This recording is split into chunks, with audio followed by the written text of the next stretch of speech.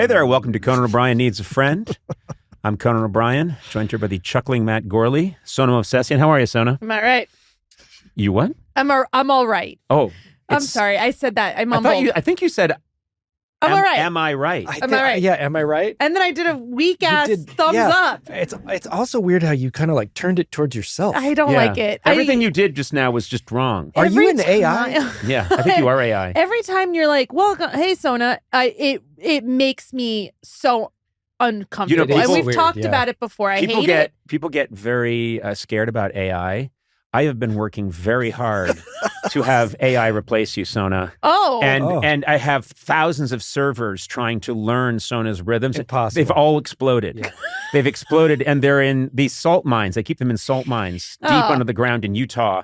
And I've spent most of the money I've made in show business on all these servers. Oh, thank you. They overheat and explode because they cannot match the movsesian rhythms. They don't make sense. AI can't figure out. She just moves at a different speed. Who's she? Me. Oh, you're talking about yourself? Yeah. What are you, Tyler, the Creator? Oh, God. Oh, can I just say, if an AI came in and just said nothing that made sense, I'd be like, that's a great AI of Conan. I know. Yeah, there's plenty of those. Yeah. Yeah. What do you mean plenty of those? What do you mean? AIs that don't make any sense. Oh, yeah. I'm just It's saying. getting so good, though. I have Not friends. the guys I'm talking to. What? These AIs. Are you like, Oh, do you have yeah. a relationship with an AI? I do. My wife is an AI. Do you? She's a beautiful AI. Yeah. Well, I had to splurge in one area and then scrimp in another. I don't know. Look. I did have a conversation with a Shakespeare AI once. Like you could go to this website. Okay. Matt. Hold on. Don't make fun of me. No, let's hear him Yes, out. thank you. We need Thank some you. content I for was the just top curious. of the show. Okay. So And- far, we haven't really hit a gusher, so Yeah. let's hope this is it. Unless you think I'm some kind of nerd, I only asked him about James Bond. So you talk to an AI Shakespeare. So you have a lot of free time. That's what I'm getting. From this I'm story. busy talking to Shakespeare on AI. How did you find? Did someone send it to you and was like, "Oh, you'd love this, No, Matt"? I don't know. So like maybe someone sent it or I heard about it like on a show or something. I don't remember. I've never This was done AI. early AI days though. Oh, okay, because you wouldn't do that now. No, I'm too. I was AI before it was cool. You were doing AI back in the 80s. Yeah, I was. Yeah, When it was basically Pong. yeah, war games. Did you guys hear that? Sorry to bust No, in. anything.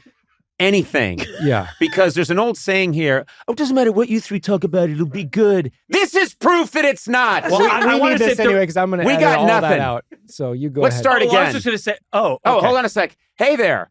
Welcome to Conan O'Brien Needs a Friend. We're doing a do-over. Yeah, we're going to do it over again. That's Because you know what? Because I don't want to do that Guess again. what? Yeah. That was a terrible top. No, yeah. And We're starting Blay, over. I've seen Let's do it again. Do it again. Blay, guess what? And go. No one's limbo bar is lower than yours. You're like, hey man, it was great. You guys were talking and there was talking. People No. love this shit. No. And go again. Go again. Hey there, and welcome to Conan O'Brien Needs a Friend. And we're going to get a good top out of this show if it's the last thing I do. What do you mean Conan- get a good top out of this show? Yeah. It's the beginning of the show. Is that a phrase? That's jargon? Again. Top of the show, baby. Okay, I'm starting again because Okay. that was your instincts today are awful. Okay. All right. And yours are too. Okay. You both suck. Here we go. You suck. The fish rots from the head, sir. That's you right. Suck. Thank you. Ouch. Your suckiness The is fish trickling heads down. rot from the top. Yeah. Hey, Conan O'Brien here. Welcome to Conan O'Brien Needs a Friend. We've tried 7 times to start this podcast, and the assists I'm getting from my fellow players are just terrible.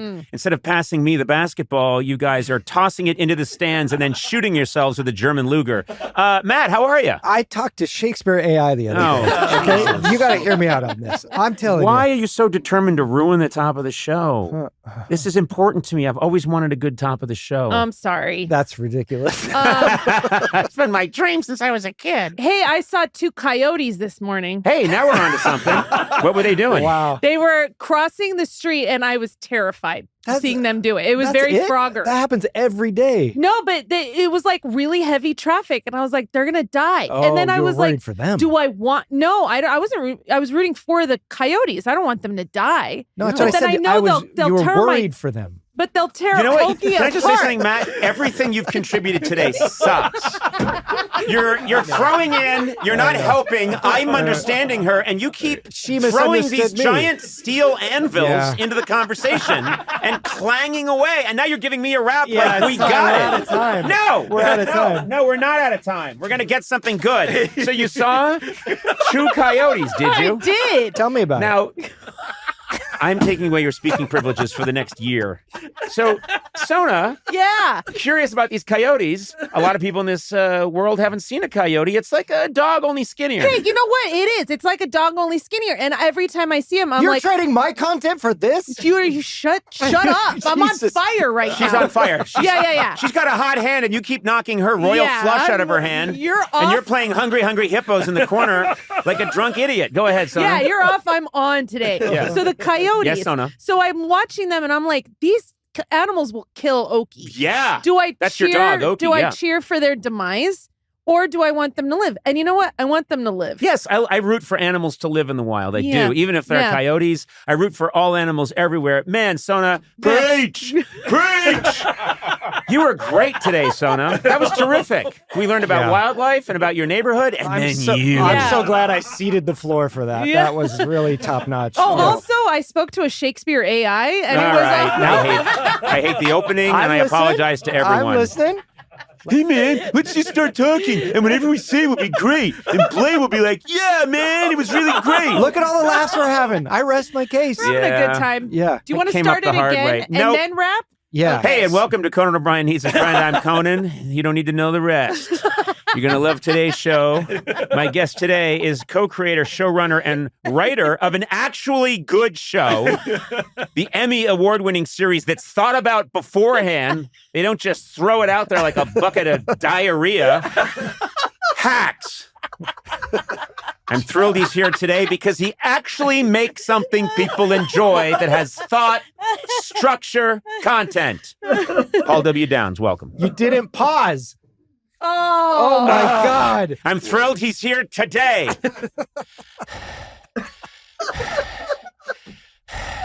Paul W. Downs, welcome.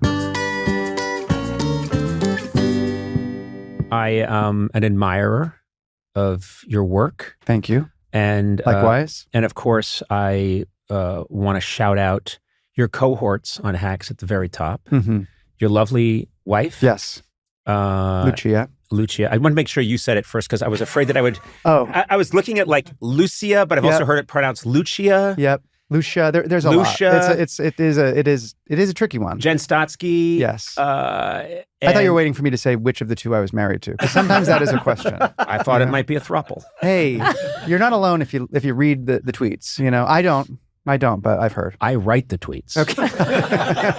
I'm putting it out there that it's a throuple. Hey, from your Because you know mouth what? to- That gets a lot of heat out there. And you just want the clicks. that's all I want. It's about clicks. Hacks is a wonderful show. Thank you. And I'm always suspicious when a show is going to, and I've run into you a bunch of times, and I remembered saying this to Gene Smart and Hannah. I remember telling them when I've bumped into them that I'm suspicious when a show is going to portray people that are trying to create comedy, think of comedy. I think usually it goes wrong because.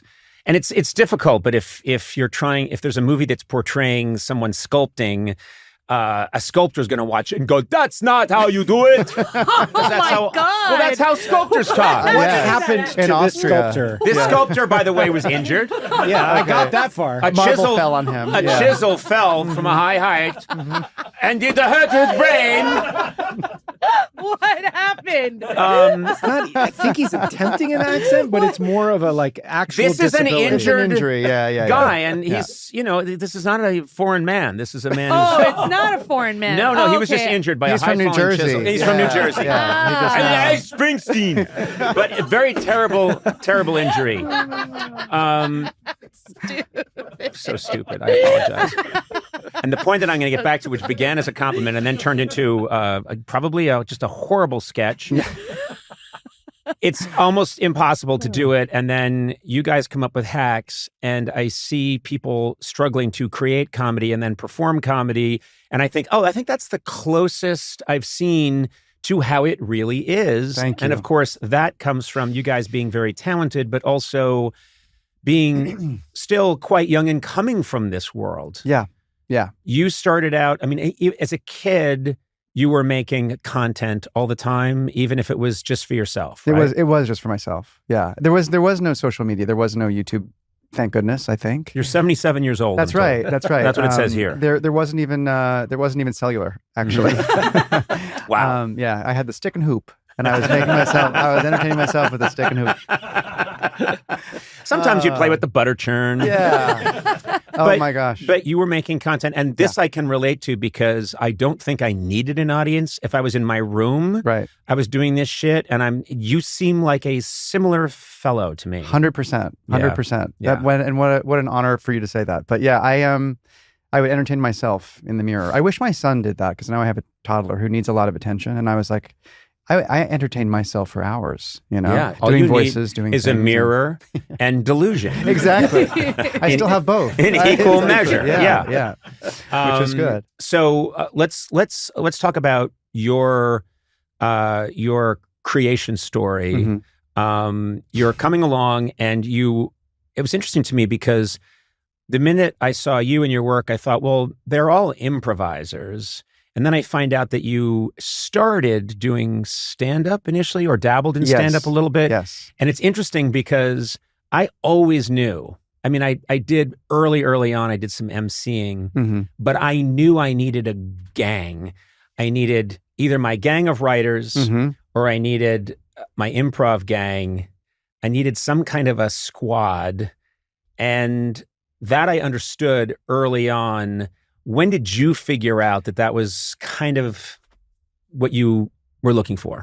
I did sketch in high school. I did sketch and improv in college. And then when I moved to New York, I was like, I want to be an actor. I'm going to just audition for things and I'll do stand up. I'll try my hand at that, because I idolized stand-ups and always loved watching stand-up. I watched Premium Blend on Comedy Central growing up, where there was a lot of female stand-ups who I admire a lot. And so I tried it, and I found it really lonely. I found it really hard. Yes. I was also doing a lot of characters, and at the time, I think there are like phases that stand-up goes through, and at the time, I would say, hey, I have a couple sound cues. Do you guys have tech? And they were like, what? They were like, tech. I was like, yeah, do you mind if I bring out a wig and a rattle? And they were like, all right, I don't think you belong here. And it didn't really work. Seinfeld requested none of this. No. And now it's so funny, because now I see stand-up, and a lot of people have PowerPoints, and they have tons of tech and a lot of sound, So it's different now. But when I was doing it, I for a minute, and I mean a minute, I was probably 4 or 5 months after graduating that I didn't do improv, and I did stand up, found it very hard. And then I went to the Upright Citizens Brigade and did improv and sketch, because I missed it. You get to UCB, and there you start to meet your people. Yeah. And not just Lucia, Jen. Lucia. I'm changing it's it like cappuccino. That's how you... Lucia. Okay. Yeah. I'm Conando for this interview. Did you just get hit with a chisel? Conando, yes. Conando from New Jersey. From Your Paramus Park. accents are a problem. Excuse me, I don't think they are. I think they show a great caring. It's empathy. These accents thank you so much. Yes. And that's now recorded. And I can use that at the trial.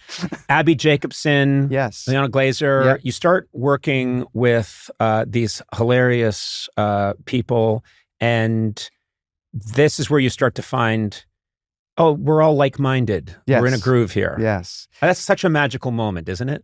It saved me, I think. Especially moving to New York, and I don't know, you move to New York, you have survival jobs, it's really hard. Living there is hard. And finding people that were like-minded, had a similar sense of humor, was huge for all of us, I feel like, and it really, we found our people and started to make things, and the rest is kind of history. It is the same thing, not just in comedy, but I think for musicians, sculptors, it's across the board. Yeah. Because I so remember kind of finding some of my group in college, and then getting out to LA and doing improv at the Groundlings, and starting to find my people. And you start to think, hey, I'm not crazy. Yeah. That was the first feeling I had, is there were all those years where I just thought, well, something's wrong with me.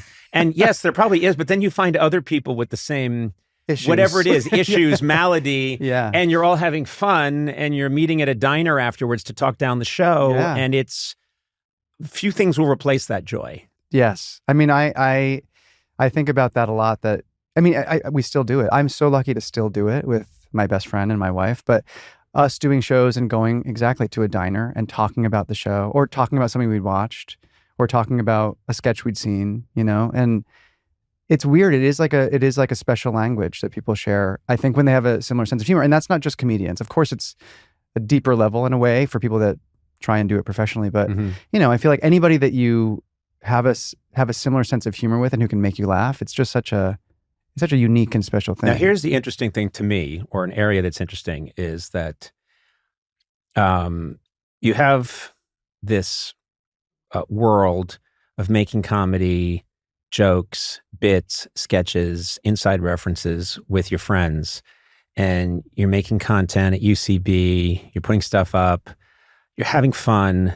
And then at some point, if you're very fortunate and also good at what you do, it turns into a business. And pressure is applied and expectations are applied. And there are budgets and there's a lot of people around looking at you and saying, hey, what's going on today? And I've always found it interesting that one of the challenges is to make sure you still keep the joy in it. Yeah. When that is applied. And when I think about Hacks, this is a big show. Yeah. I drive around LA and there are giant buildings that are just dedicated. They've been painted over the windows. People can't see out their windows anymore because Gene Smart's face has been painted over them. It's blocking the view. And it's a children's hospital.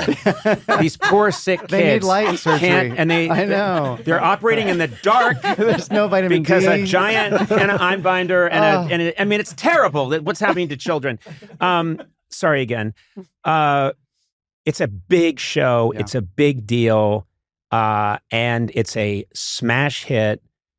And so you've got to be adults. Yeah. And you've got to meet expectations. And you've got a big fan base. But you also have to keep that silly joy going. Yeah. Do you talk about that for a little bit? Well, that is so funny. It's true. I mean, our first job was on Broad City. And at Comedy Central, it was a low budget show. We didn't know if it would break through. We didn't know if people would watch. And it was almost kids in a candy store. It was just us figuring out how to make TV because we had never done it. And you're doing it. My favorite kind of comedy is when I can tell people are doing this for themselves. Oh, yeah. And I think one of the things I loved about Broad City, and it's the same thing I would have said about classic SCTV or so many shows that I loved, is that I had the impression that they were doing this for themselves to make themselves laugh, and then I just happened to be stumbling upon it. Yes. And that was some of the beauty of it. Yeah, totally. And that we kind of showcase that in a way in episode 4 of this season when Deborah just looks at one person and looks at Ava, because I remember doing solo shows at UCB, several, which is embarrassing to say. I did several solo shows. And sometimes no one would be laughing except Lucia. Yeah. And I was like, okay, it's I good. must marry it's this good. one. Yeah. I was like, yeah. Well, and then God. I will call her Lucia. Her true name, Lucia. You're not fooling anyone. I've been to the DMV. I know how you spell your name. But yeah, we try. I mean, and that's, I think, the secret of this show's success is also that we continue to try and make each other laugh. I mean, that's what we do. When the three of us are writing together, oftentimes we all write the same scene. Yeah. Separately. And then switch and just highlight things we like. And then we combine them. So it's almost like a third draft. Yep. And all I'm trying to do is make these two women laugh. So it is for each other as much as it is for everybody. And that was very true on Broad City. And it's still true on Hacks. And Lucia, always talks about following the fun. You have to follow the fun. Yes. And we try and do that on set. And it's so hard when there's time and budgets and actors and crew and 300 people making something to balance all of that and still have the freedom to figure something out or to follow the fun of something is a real challenge. But we are there for each other to remind each other to do it. Yeah. Which is not easy, but... No, I wouldn't think it would be easy, but I think you have such a funny cast of which you are a part, which is interesting. You wear so many hats on this show, but Megan Stalter is funny. And so funny. You get me started on Gene Smart, who's just... I don't know, kind of a. She is funny in so many different ways. Yes. And when I watch her perform, I think she's not hitting one note. She's not hitting 5 notes. She can hit every note in That's the right. register. Yep. And I'm so in awe of her and happy for her that you guys created this, because she needed a role. She's always been funny. Yeah.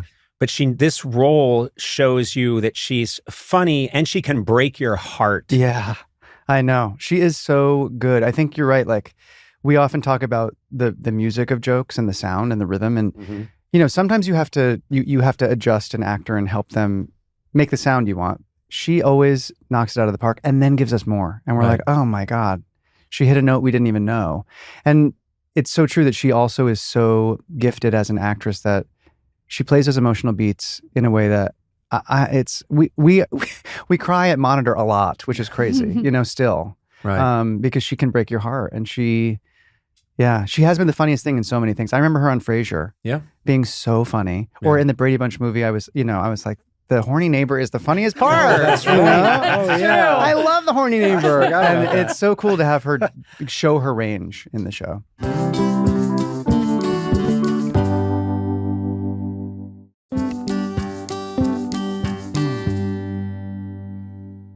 Women have been just such a big part of your comedy experience. I mean, you look at not just Lucia, not just Jen. I'm going to say it. Lucia! Oh my God. I actually think you very might be hard. talking about a different person at this point.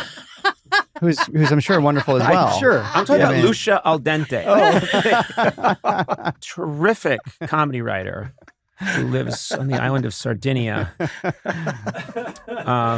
Oh my God.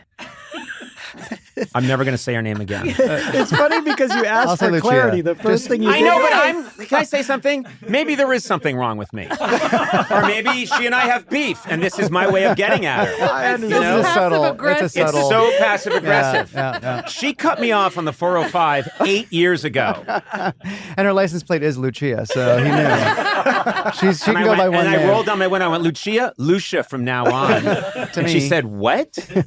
You'll see. I said, you'll see. Give this riff time to grow. Okay. Jen, Lucia, you've got Megan, you've got, first of all, 2 powerhouse female leads. And it feels to me like this has always been your comfort zone, is being around all these funny women. Broad City. Yeah. And I was reading some article about you, and it said that you had a revelation when you saw Young Frankenstein. Yeah. Tell me what that was. Well, so my dad is a comedy fan, and I remember watching Young Frankenstein as a kid and loving it. And of course, I loved Gene Wilder in it and wanted to be Gene Wilder. But I was really my foray into doing comedy was to do Cloris Leachman's lines.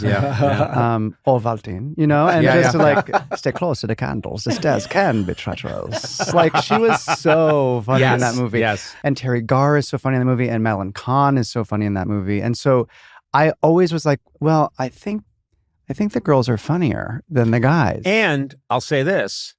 Who in the world is funnier than Gene Wilder? Gene Wilder, that is that is my favorite performance of his, and it's so beautifully honed. And we're talking about the women in the movie. I know. And I mean, he's one of the greats of all time, and he's giving the performance of a lifetime. Yeah. And not to take anything away from him, but I can understand that. That's a great movie for anyone to see. Yeah. And learn very quickly that women are the funniest people in the room. Yeah. 100%. And it's true. I mean, Gene Wilder in that movie is so good because it's so grounded and yet so screwball and so crazy. He's just incredible in it. But I felt that way also. I was a Nick at Night kid, so I watched a lot of Nick at Night, and watching I Love Lucy or Mary Tyler Moore. It was oftentimes a female story that I liked. I also, I was never a jock. I was never, you know what I mean? What? Yeah, I know. Can you believe it? I was a jock, and then about a year ago, What? Yeah. we'll talk about You it stopped. later. You hung up. Yeah. You hung up the bat. Yeah. You retired the bat. Yeah. Most people assume I'm a real jock. Yeah. So you were saying, I'm sorry, I interrupted no. you with my stupid. No. But you were saying that you No. were noticing early on in Nick at Night, you're watching Yeah. all these women, and Mhm. and a name you didn't mention. It was a thrilling moment for me. There's a moment where this season where Jean Smart goes to cardiologist just to get a checkup, and in the waiting room she sees Carol Burnett. Yeah. And we had Carol Burnett on the podcast about a year ago, and I've met Carol a bunch of times, and I will never be jaded. I'm always walking on air Yeah. afterwards. Yeah. And she is still so sharp and so funny, and she was great in that scene, playing herself. Unbelievable. Unbelievably funny. Unbelievably sharp. Had things to add. Was like, I can do a Carol Channing impression. There was so much that she did. I can juggle. Yeah, I mean, honestly, it was really amazing. And we shot that at Television City, Mhm. steps away from her stage where Yeah. she shot the Carol Burnett show, which we had, asked permission to feature last season when we shot there, just to show it, because she's such a inspiration for us. And we needed somebody in this season that Deborah Vance could get sage wisdom from and look up to. And like, who better than Carol Burnett? And the fact Yeah. that she responded to the show and wanted to do it. I mean, it was a goosebump moment for all of us. It was really crazy. The show delves into late night this year, Mhm. which was fascinating for me because there are things that you cite in the show that I've lived through. Mm. And so I'll get a little bit of PTSD from watching it, Mhm. but it's also really funny and apt, getting notes, or this is what we heard about, in the early days of my late night show, research and Mhm. what are people saying and what do we need to try and adjust. And it was all stuff that just felt impossible. Yeah. And I'm kind of reliving it a little bit through your show, but you guys are doing a very good job of hitting a bunch of the nerves, which means you're getting it right. That's good. That's good. I mean, obviously, like we talk about you and your shows a lot, and we did a lot this season making it, and we tried to get it right, And, and just writing the show about making the show, was so stressful and so hard. I'm like, I didn't do 5 shows a week, Right. and have to do monologue jokes, Right. and yet I viscerally I felt the pressure of that. It's crazy. There's a great moment where Deborah Vance is trying out, she's meeting the new writers for the first time, and they're going around the room, and people are throwing out funny ideas, and then there's one writer who's new, who's just like, yeah, and then he says something that's not that funny, and then she farts. yeah, and then she farts, because she farts. Which, by the way, Which is funny. It's very funny. It's funny. And Sorry. I would say head writer. Yeah. Right away. He's promoted. Yeah. The fart guy's promoted. Yeah. Get fart guy back. But anyway, he does it twice, and you see Jean Smart notice it, and then Jean Smart writes on a piece of paper and slides it over to Hannah, and it says riff killer, which is such a great, because it's a little inside baseball, but we call it riffing, which is people are in a room, they're coming up with good ideas, riffing. And then she just slides across riff killer, because we've all been in a room where things are cooking. And then one person in the room is like, yeah, and then maybe it's George W. Bush. And everyone has to reset. No one wants to be a dick. Yeah, exactly. And we all go, Eduardo's pointing at Blay. oh, Blay. It's me. Okay, but I don't. You don't need to pretend. I'm right here. You don't need to just talk that's about like part of some people are riff He killers. thought it was a compliment, so he got it tattooed. He got riff killer On your lower tattooed back? on his low back. That's nice. That's Yeah, nice. riff killer. But anyway, I love that moment. And then I have to bring this up, which is because I just watched it last night. There's a scene where this killed me. It's a very funny joke and nonsensical, but Jean Smart, Deborah has stolen is trying to steal a guest away who would have been on Kimmel, and Kimmel's confronting her and saying, look, I get this guest, you don't get this guest. She's trying to get Kristen Bell on her show, and Jimmy Kimmel confronts her and says, you don't get Kristen Bell because she always does my show. She's been doing, I got sort of possession of having her as a guest after Conan died. And you know what I loved about it is that it said, with no one questions it, it's just like, since Conan died, I get her after Conan died. And it's just like, that's understood. And I'm laughing because no one questions it. But in that universe, you're dead and you can never be on that show except in flashbacks. Oh, no, don't say that. We definitely want you on the show. We do. I think we've settled that score. No. No, I'm kidding. But it was so funny to me. It's such a funny... I always like jokes that, upon examination, they make me laugh on a guttural level, but they also don't make sense. It makes no sense. And he says it the way we all know that Charles Lindbergh is dead. It was so funny. It was such a great moment. Yeah. I have to give him joke. credit because, that was a Jimmy Kimmel improv line. Listen. Wow. So I did not write that line. That's great. Can you write that down? Okay. He will be repaid Okay. in kind. I can't wait to mispronounce his name. Jamais. Jamais Kimmel. Kamal. Jamais. Lucia, have you met Jamais? So you're very much alive in our universe. Oh well, thank you. And I do mean it. I want to say it here. We would love to have you on the show. Oh, I would. Ooh. We would either absolutely love it. Okay. When we can come up with a way that I was resuscitated. Okay. No, it's a joy to watch, and I think one of the things that's interesting to me is it's all about, like, a magician makes you believe in the illusion. And so I know it's a TV show, but you guys have me emotionally invested in what happens to Deborah Vance, and does this late night show work? And I hope this late night show works out. And currently things seem a little wobbly, but I'm emotionally invested in it, which means you're very good illusionists. Well, thank you.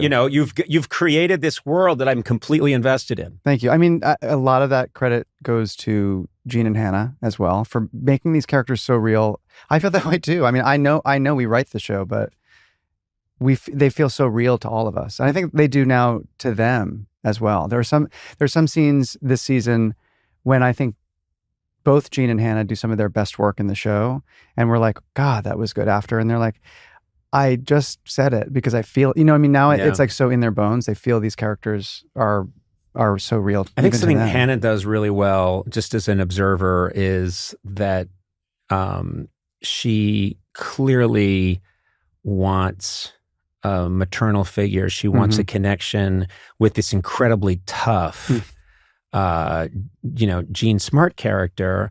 She wants this so badly, but she also knows she has to be tough. And there's this great moment where, without giving anything away, but she gets a hug from Jean, and you see Hannah kind of melt a little bit because she's getting that connection that she really wants from not just her comedy hero, but also someone who she has a real connection with and cares about. And you see her soften a little bit, and then Jean Smart reveals that she's doing it just because there's a camera on them. Yeah. And that's why she's doing it. And she needs to make it look good for the camera. And you see the heartbreak.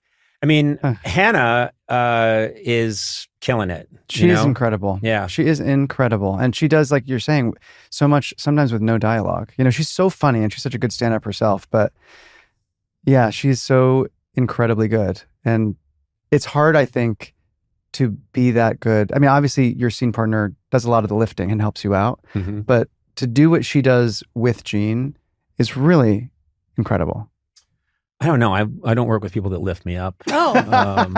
Well, yeah, it's hard when you have to lift everyone up. I know it's hard. Can I just say for a second, I feel like I'm an Olympic swimmer, green. and I have 2 cinder blocks around my neck. Oof. Oh. Okay, you are a jock. Yeah. Yes. If you can do that. We make you That's stronger. pretty good. You do? Oh, I see. Yeah. Yeah. We test you and Yeah. make you stronger. You're welcome. That's what you true. want. Thank You want you. that, And yeah. we're actively trying to drown you. It's called drag. It's called drag when you have cinder blocks as a kill swimmer. you I more was a swimmer, specifically. even though I wasn't a jock. Oh, okay. Yeah. You need the drag every now and again. You need a drag. I do it. I do need it.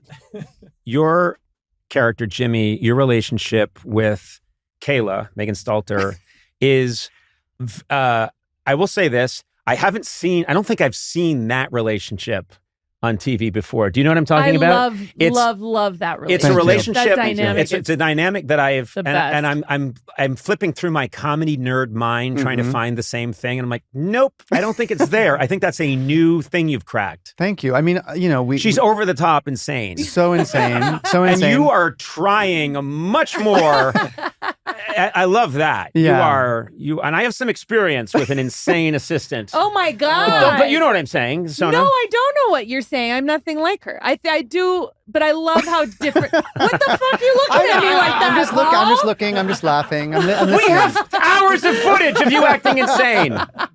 Oh, there's not enough footage of you being insane? I'm the star. I'm expected to be insane. At least Paul's character is like a normal person. He's a normal boss. Yeah. I love You're how insane. patient you are. I love how patient you are. Your character is, Jimmy is with Kayla.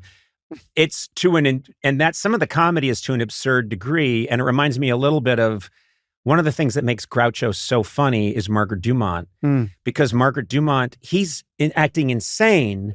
And she's next to him going like, Groucho. And then, well, anyway, let's move forward. When anyone else would say, I'm getting the fuck away from this person. But what makes it work is you can't, the whole dynamic of yes and is you are sticking with Kayla, with Megan Stalter. You're going to stick with her, and she's going to have awful in with great confidence. Yes. Yeah. She's somebody who, Megan is so funny and so good in everything she does. But when this is one character we kind of ripped from real life. This is based on a couple of assistants that people that we've worked with have had and that we've experienced. Right. Sometimes who are nepo and have entitlement, but also a little bit of insecurity, like having this extreme confidence and yet nerves is a really funny dynamic. And that is a duality that Meg plays in some of her original characters. So we were like, she would be great for this. And we thought it was really funny to have somebody who is, in the beginning at least, both his assistant and his boss, kind of, because her dad owns the management firm that they work for. And now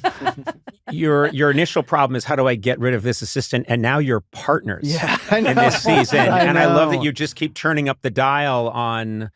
And what's also great is occasionally she has a good idea. Yeah, that's the thing. I do think that's true in the entertainment business and in management. You have to sometimes think outside the box and be insane. And Jimmy is not insane. He's very by the book. He's very earnest, and sometimes those crazy ideas actually work. So weirdly, she is a better manager than she is assistant. She's terrible at being an assistant, but she has some out-of-the-box ideas that, especially this season, that really do work. I want to ask you a little bit about the dynamic of your comedy partner is also your romantic partner, and that's something that fascinates me. My wife is super smart, really funny. We've never collaborated on anything. And I've always thought, that's like a Bermuda Triangle that I have not gone into. And maybe we will someday, but how does that dynamic work? Or did it just, you always knew it was going to work? Well, we were on an improv team together, and we started doing sketch videos before we were ever dating. And it was in making those things, because she's so smart and funny, that attracted us to each other. And we started dating kind of after we were already working together a bit. But she's the best audience. She's the person that I want to make, that it feels the best to make her laugh. She has such a good laugh, and I love making her laugh. So, and it's been a real cheat for us to work together, not just because we have each other as an audience and as cheerleaders, but also, in this business, you don't see your spouse if you're working as hard as we're working. So thank God we're on set together. That's really nice. We get to be together. I think it's different for different people, but I mean, your wife being smart and funny, what it's like to make that person laugh. And yes, you know what I mean? Like it's if I can make my wife really hard, and also if she can really laugh and she makes me really laugh, that's the glue. Yeah, that's the long-term glue. That's right. Have you ever wondered if Lucia said yes just because, accepted your proposal just because she was yes-anding you? Oh my God. Because of improv training. Honestly, I hadn't until now. That's a fair question. I had until now, but you know what? She is a very good improviser. You know what I mean? Yeah. What was she going to do? You put out a scene. No. Yeah. You laid it out there. Yeah. Will you? And she has to say yes, and we'll have a child. She's trained to not say no. I'm saying that's the best. That's what I married an improviser too, and this is making me really look back. Usual suspects. And guess what? It was during a sketch, wasn't it? Yeah. And then you afterwards were crying and said, "You said yes. You have to." Oh no. Oh God. Well, You guys had your only child. Is only child? yeah, only. Your only child during the making of Hacks. Yeah. Well, funnily enough, we were not planning to get married. We were like, oh, we'll just won't get married, and we don't need to do that. And then there was a point in time when I was like, well, I want to get her a ring, and I'll float it. Thinking that she'd be like, we've talked about this. We've talked about this. We're not going to get married. Yeah. And she said yes, and because we had been together at that point for 15 years, so we had been together for a really long time, but we weren't going to have children. And so we did end up getting married. We thought it'd be a nice way to celebrate our time together. I'm telling you, with it's our all friends. improv. Yes, Andy. Yes, no kidding. Oh, the sperm and the egg And were like, then- Yes, right. They were doing their own scene. An improv class with sperm and egg. They were, yeah. It was their own scene, and they they crushed worked. it. It worked. They crushed I it. love that idea. And scene. Sperm. You work at a gym. Egg. This is your first time at the gym. And go. You're pregnant. Actually, no, it's crazy. We didn't find out. We had been traveling, and she had missed one of her periods, and basically we found out when she was 2.5 months pregnant. So the next day we saw a heartbeat, and that was 2 weeks before our wedding. oh my wow. God. So we got married, came home, started season 2. We were shooting season 2. Mhm. And then he came early. Again, this is like, Right. again, sperm and egg doing their own thing. Yeah. He came early on his own time, and it was while we were shooting. And so she did direct between contractions because she was directing that day. Oh my I know, which is mentally unwell. I mean, it's badass and It's so pretty cool. badass, yeah. But it's also, She's earned the right to be called Lucia. yeah, oh good. Wow, Okay. that's what it now takes. she's been. You know, she's earned now it. I'm sorry, Lucia. You're gone now. It's Rest in Lucia peace. now. Rest in peace. That's unbelievable. Yeah. That's unbelievable. So it was a crazy year. It was a really, really crazy year. What's cool too is that as you go on through your career, you have this document, the actual show, Yeah. where, I mean, in a weird way, I don't think about this much, but I have it too because I met my wife on a remote shoot. We went to an Wow. advertising agency, and people look it up online all the time. Oh, wow. And I'm there just doing the Conan thing where I'm on a remote, being an ass. And then I just start talking to this one woman in the room, and just within seconds, I'm not even trying to be funny. We're just talking about, Wow. yeah, no, my dad, right. And so, okay. Wow. And you like cats? That's funny. No, I've even adopted. I had a cat when I was a kid, and my producer was listening on headphones outside the office where we were doing all this remote. He's like, "What the fuck is he doing?" So we have us meeting. Wow, then, that's really cool. Then we have the episode where I'm just back from the hospital because my daughter was born. That's really And I'm cool. talking about it on the air. Then we have the episode where I'm just back from the hospital because my son was born. And I think, I haven't really thought about it that much till this moment now, but those are weird documents. Yeah. I remembered bringing my son when he was little, and I brought my daughter to work right after she was born. Not right after, but and We wiped her down The and- doctor said, yeah, she was still umbilical cord was Yeah. stretched over 9th Avenue. Cabs were Oh hitting my it. God. It plays a low E note. But anyway, she's. I brought my daughter in when she was old enough to come into and was sitting at the. I saw Tina Fey recently, and we reminisced about this because I said, Tina, I will never forget. Tina was up in 8H Mhm. rehearsing Saturday Night Live, and I'm down on 6 on the late night set, and I'm sitting and I'm holding my daughter, and one of the cameramen zoomed in on my daughter. Suddenly, double doors fly open, and Tina comes running in, and she was like, "Give me that baby."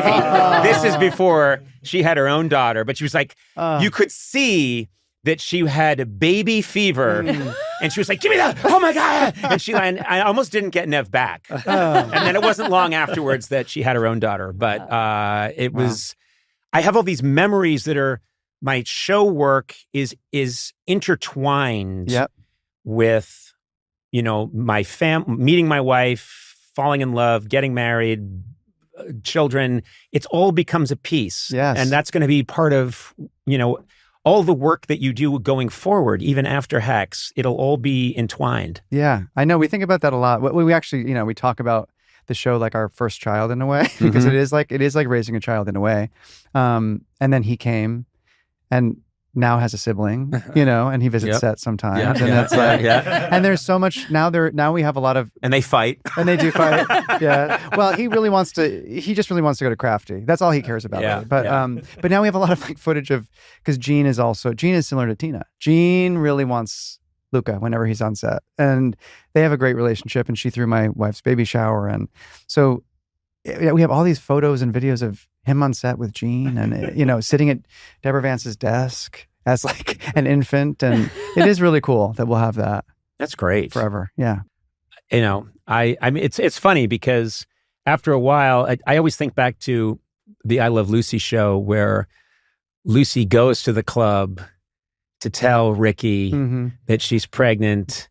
And it's just fascinating to me because that was a show business relationship in real life, but also they were doing a show about that. Yeah. And then you saw all the ways in which it was intertwined. Yeah. And we go by Pauly Lou. That's our moniker, which is a nod to Desi Lou.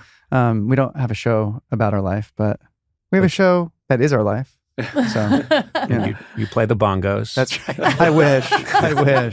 Jimmy could pick up the bongos. That would actually be good. He starts smoking a lot of weed and does the bongos because Kayla just drives him off the deep end. That might be actually we need something new. We need something new for Jimmy. Gear. I can help you with that. I'll be on set to pitch. I also want to give a personal shout out to an old fellow performer. One of the first things I ever did on stage was a show called Happy, Happy, Good Show. I did it with Robert Smigel and Bob Odenkirk in Chicago in 1988 during a writer's strike at it. And so we were at SNL and we went to Chicago and put up this very weird sketch show. And I met Rose Abdoo. Oh my gosh. And Rose Abdoo was hilarious and great. And I'm just so delighted that she's on the show. She is so funny. She's always note perfect. She is perfect. And I tell you what, we've now, whether it's at South by or at screenings at the Pally Fest, we've shown now a bunch of episodes to a live audience. She kills. Yeah. She always knocks it out of the park. It's crazy. Yeah. She comes on for one pop and always knocks it out of the park. She's a trooper. Great. She's like a vaudevillian trooper. Yep. And but I've looked at, not long ago, I found a program from Happy, Happy, Good Show. I think I'm 25. Wow. I'm 6'4". I think I'm 155 pounds. Wow. And there's a sketch where I'm supposed to be. Yeah, exactly. Damn. Cinder blocks. Jock or weather vane. You be the Detroit. You be the pole vaulter. Yeah. No, the pole. The actual pole. Yeah. And I think it's a sketch it's a sketch where all of us are supposed to be naked, but I'm holding a guitar and you can see my body, and it's a freak show. Not that it isn't now, but oh my God. But Rose is in the picture, and all of us are just really hopeful, like, we'll get there somehow. Aww. It's really sweet. cool. It's a really sweet memory for me. Yeah, she's been doing it for a long time, and she is so good. I'm really glad that she's a part of the family. And she named the character. It was a different name, and she said, I'm going to base this on my aunt and my mom. And we said, okay, do you want to choose the name? And she said, Josefina. It was that great. She was like, I have it ready. Yeah. Then she renamed your wife. Yeah, exactly. And you are Lucia. No, it's Lucia. Luciana. Luciana. Am I the only one who've noticed that you have the most amazing eyes? Oh, come on. And Yeah. I've seen it on TV, but in Thank you. person, I think I've fallen in love with Paul throughout this my interview. gosh. That's so Very kind. deeply in love with you. Well, because I'm right just back looking. at you. Oh. No, I have creepy killer eyes. No. Look, beady, looking around. Oh my gosh. Look at that. Don't do that. Right? If you do that, yeah. But look you like do one of those have really paintings nice in Yeah, a eyes. beautiful haunted eyes. mansion where the eyes move. But well, I think one of us has to call your wife. So, I am.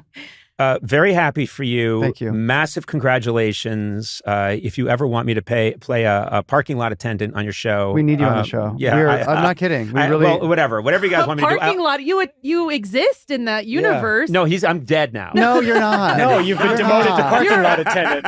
If you don't have a late night show, you're dead. Yeah, exactly. I think that was his. It's all good. I'll do whatever you guys want me to do. It doesn't matter. And I have no ego about it. I'll do craft services on this show. Oh my God. But I'm My son would love you. Yeah, seriously. Just give him some pirate's booty. All chocolate, pirate booty. But anything to help get an oar in the water, like this show needs any help. I think you've won. It's insane. I can't even get into how many Emmys you've won, Peabody, but all well-deserved. And thank you. Makes me happy, always does, when these youngsters out there, and you are youngsters, are doing really good, fantastic work and killing it. Makes me, by association, proud. Well, so thank you. I'm glad you feel that way because we admire you and your work so much. And Jen, my co-creator, interned for you and has amazing stories about that. covered your assistant's desk and was very nervous and said that you were not only funny but kind. And what? Yeah. Cuts on his mic. Depends on who. She's a very good assistant, I think. Yeah. Oh, wow. Yeah, she knows how to play it. And, he was very kind. Suddenly, Bugatti shows up outside her door with a bow on it.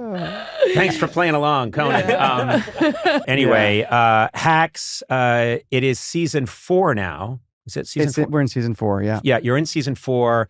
And I'm 5 shows through and loving it. And keep doing what you're doing. Please. Thank you. Please. I know you were thinking of stopping. Yeah. But I almost retired last year. I'm encouraging you to continue. And then I said, I'll keep going. No, it was this podcast. Yeah, actually. You walked in your own like, I think we're going to stop now. Oh Too my much success. God. Well, now I can retire. You know? I mean, I always wanted to be on your show. Oh. And, it was a dream. And so this is a dream. But, I saw you once and I said to my wife, I'm going to go up and introduce myself and just tell them that I'm a fan. Everyone likes to hear that they have fans.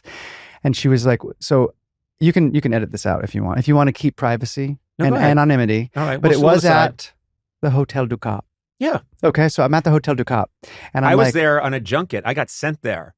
But they love you there. You're on the wall. Oh, really? They have a signature of yours on the wall in the bar. The Hotel du Cap is not a hotel that I would book myself. Okay. I was sent there because I'm not the kind of person. Look, I like a nice hotel. I like a nice hotel. In France, where is this hotel? It's in Eden Rock on the France. Like near Cannes. Okay. Yeah. Near Cannes. I was wondering. And I got sent there. They said, do you want to go and do this panel there and we'll fly you and your wife? And this is a legendary hotel. It's insane. And I get there and they're throwing some big shindig and I do my thing. And I'll never forget seeing Me? Bon Jovi. Oh, Bon Jovi. We'll get to you. Okay. Seeing Bon Jovi and Bon Jovi. And I say, oh, hey, man, what are you doing here? And he went, they flew me in just to sing, like a cow on a steel horse I ride. Well, and it did. And I said, you're guys singing one song? He's like, that's it. Wow. And they're covering everything. And I thought, show business, I haven't experienced this a lot. This is fantastic. Mm-hmm. But anyway, so did we encounter each other? So no, because we weren't even staying in the main hotel. They have like a little annex that's less money. And because I wasn't flown, I paid for it. And, but we were on a budget. So at dinner, I said to Lucia, I'm going to take all of the baguette in the basket. And I put baguettes in my pocket. I love this. And so we get back to the hotel. We had some French wine. And I said, oh my God, there's Conan. I have to go say hello. And she said, babe, you have baguettes in your pocket. Your pockets are stuffed with baguettes. You're gonna look like Jean Valjean. You look like he's stolen food. Just wait till maybe you meet him properly one day. No, I know. I want to say No, he's got baguettes in his pocket still. I know. Well, honestly, I would. I love bread. First of all, she was wrong. Okay, she's Lucia again. Back to demoted to Lucia. Lucia. No, are you kidding? I would have loved that. I should have done it. I would have loved that. And as I think you will attest, you would have said, oh, I don't want to bother Conan O'Brien. You would have come up to me. We would have started chatting. I would have asked you some questions, and then within 10 minutes, you'd be saying, I think I have to go. That is the usual experience. I should have done it then. That would have been And I would have been like, oh, now I've got bread in my pockets, too. Let's do a bit. Hey, let's meet tomorrow, and I'll have bread in my pockets. Be like, I don't think so, Conan. This is it's getting a neediness here. Oh, that was good. Yeah. Needy. Needy, That was very good. That was very good. Very neat, very good. Paul, thank you so much for making the time. Thank you for Congrats having on me. everything, and I'm real happy for you. Thanks so much.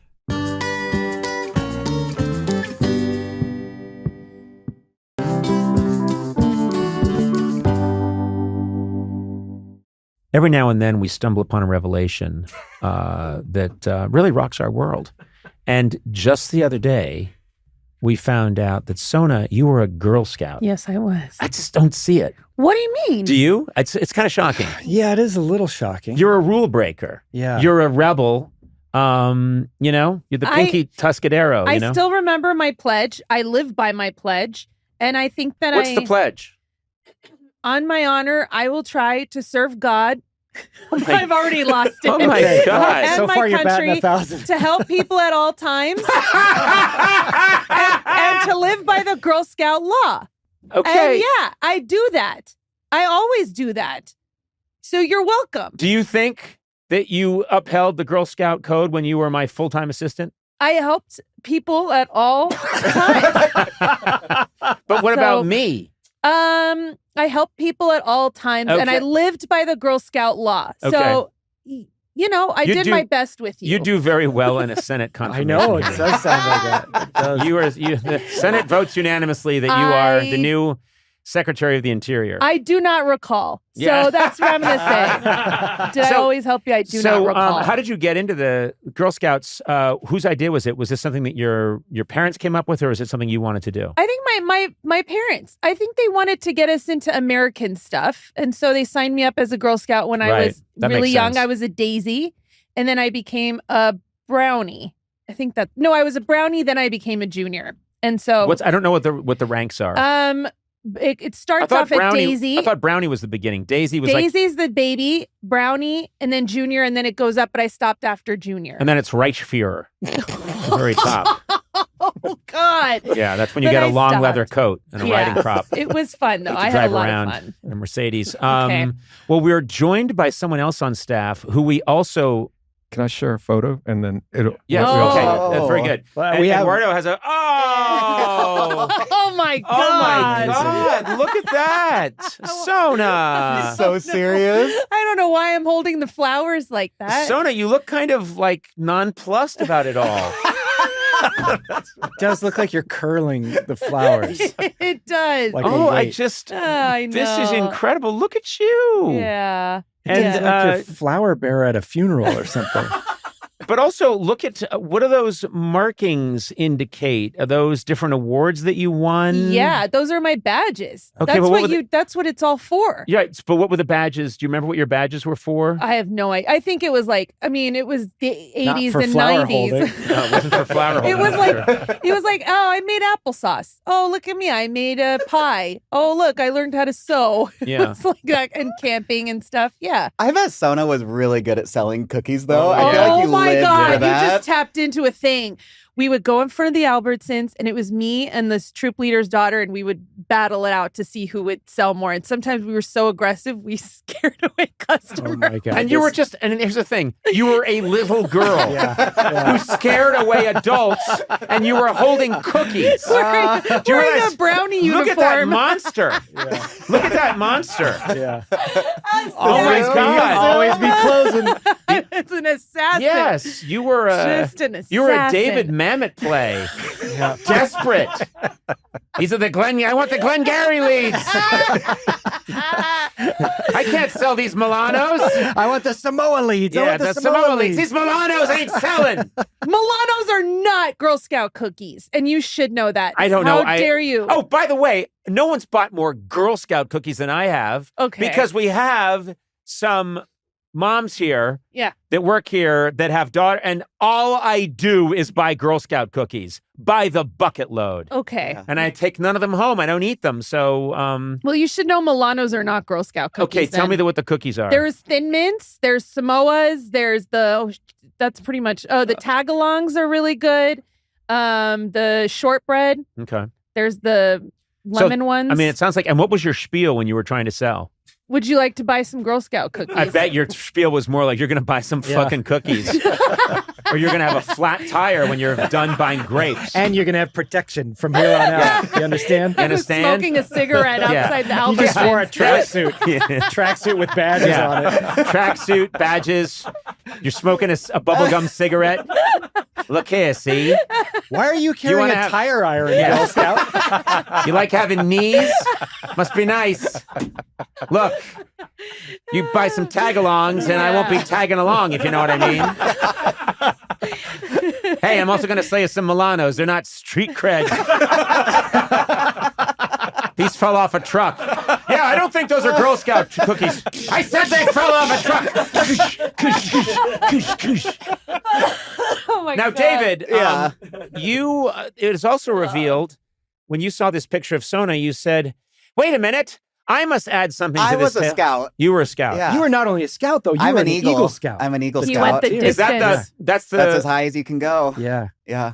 You're lucky to have us. Yeah, I know. So wow, both my assistants have risen in the ranks of one of the most prestigious blah blah blahs. And, look at it!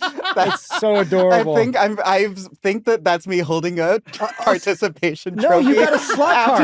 You're doing a After- slot car race. That was my Pinewood Derby car that I built, Oh, look and at then I David. lost, and that's my participation. He got trophy. a participation I think. trophy. Wait, I got what does a participation trophy look like? I mean, It's just smaller than the other trophies. but is it a figure kind of shrugging? It's a car. It's a little car. Oh, it's a little. Oh, It's not yeah. even a car. It's just a blob. That was a big day. Yeah. I can tell. I can tell. You've So, never been able to You live put up in to so that much day. work, and then you put your car up, and it's over in like a second. David, you look no different. Sona looks like Sona has grown into an adult person. You look like look at David and look at this little boy. I need to get the round glasses again. I know, you should. Oh my God, That is so David! cute, David. That's a very cute photograph. Now, you, what kind of badges did you get? I mean, if you went that high, all of it them. sounds like Sona just had a couple of bullshit badges. No, seriously, like you didn't stick around that long. You didn't have any badges. If we were in nature with the two of us, we could Yeah, we could start a fire. we could do that. I think. Yeah. Wait, Yeah. could you start a fire? Do you think using just 2 sticks? No, I could with a lighter. Yeah. Oh, wow, that's what they teach you in the Scouts now. With this, you need to go into the woods, and all you have is an acetylene torch No, Sona got her and fire 17 pounds of beef. badge. Sona got her fire badge from just leaving a curling iron on. So, what about you, David? I mean, we had to do like the camping one. The climbing one was awful because I had to rappel from like a 30-foot tower, and I was terrified. But we didn't sell cookies. We sold Christmas trees. Oh, That's that's rough. nice. Yeah. Wow, that's but big. wait, but did they come to a certain lot, or did you have They to would- haul a tree around? They would come to a lot, and then the Boy Scouts, we would just sit there and sell to everyone in Carlinville. And this is Carlinville, Illinois. Shout out Yeah. to Carlinville. Yeah. And David has told me many stories about Carlinville. You're basically a local at this point. No, I know all about Carlinville. I have gone on the local websites. Yeah. You've shown me where you used to hang out, one of the 2 places where you could hang out in Carlinville. Hey, Carlinville, Conan O'Brien here. I would love to visit Carlinville someday. Hey. And I Oh, that'd be think fun. I deserve a parade. That's all I'm There'll saying. be a Not parade. No, David doesn't get a Do we parade. both get to be the on the local. float? No. No, he's a local boy made good. David drives the float. I'll still wave. Yeah. And our gonna float will throw- come in second. What is our float going to be? What It's going to be like? the participation float. I love that there's a float competition for Conan to visit. Yeah, Oh my and God. and, Yeah, we, you gotta and make because that you're happen. driving, Yeah. we get the participation. Sona wins somehow. I know. I will say Brownie this: I uniform. trust you both with my life, and that is a that speaks well of the Boy and Girl Scouts Yeah. because I think you're both exemplary people. I don't say that you have great skills, Oh, okay. and I wouldn't go turn to you if I was lost in the woods. But you're both very good people. They gave you a good moral code. Yeah. We'll take it. Yeah. Yeah. We Thanks. So shout out to the took the Scouts. oath. We took the And oath. hey, Yeah. Scouts, get a Milano. cookie in there. There's no reason why you just can't start putting Milanos in there. And no, it's not a trademark name. And no, I haven't looked into it. Just do it. But anyway, and Carlinville, we'll be seeing you soon. We're going to be in the paper. You just sexually harassed a city.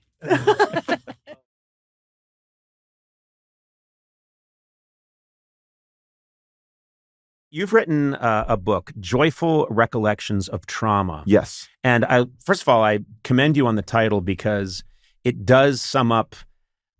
I can't think of a better way for especially a comedian or someone in comedy to sum up this weird line we have between there were things that moments in our childhood that we feel in the moment brought us great anxiety, fear, unhappiness, anger.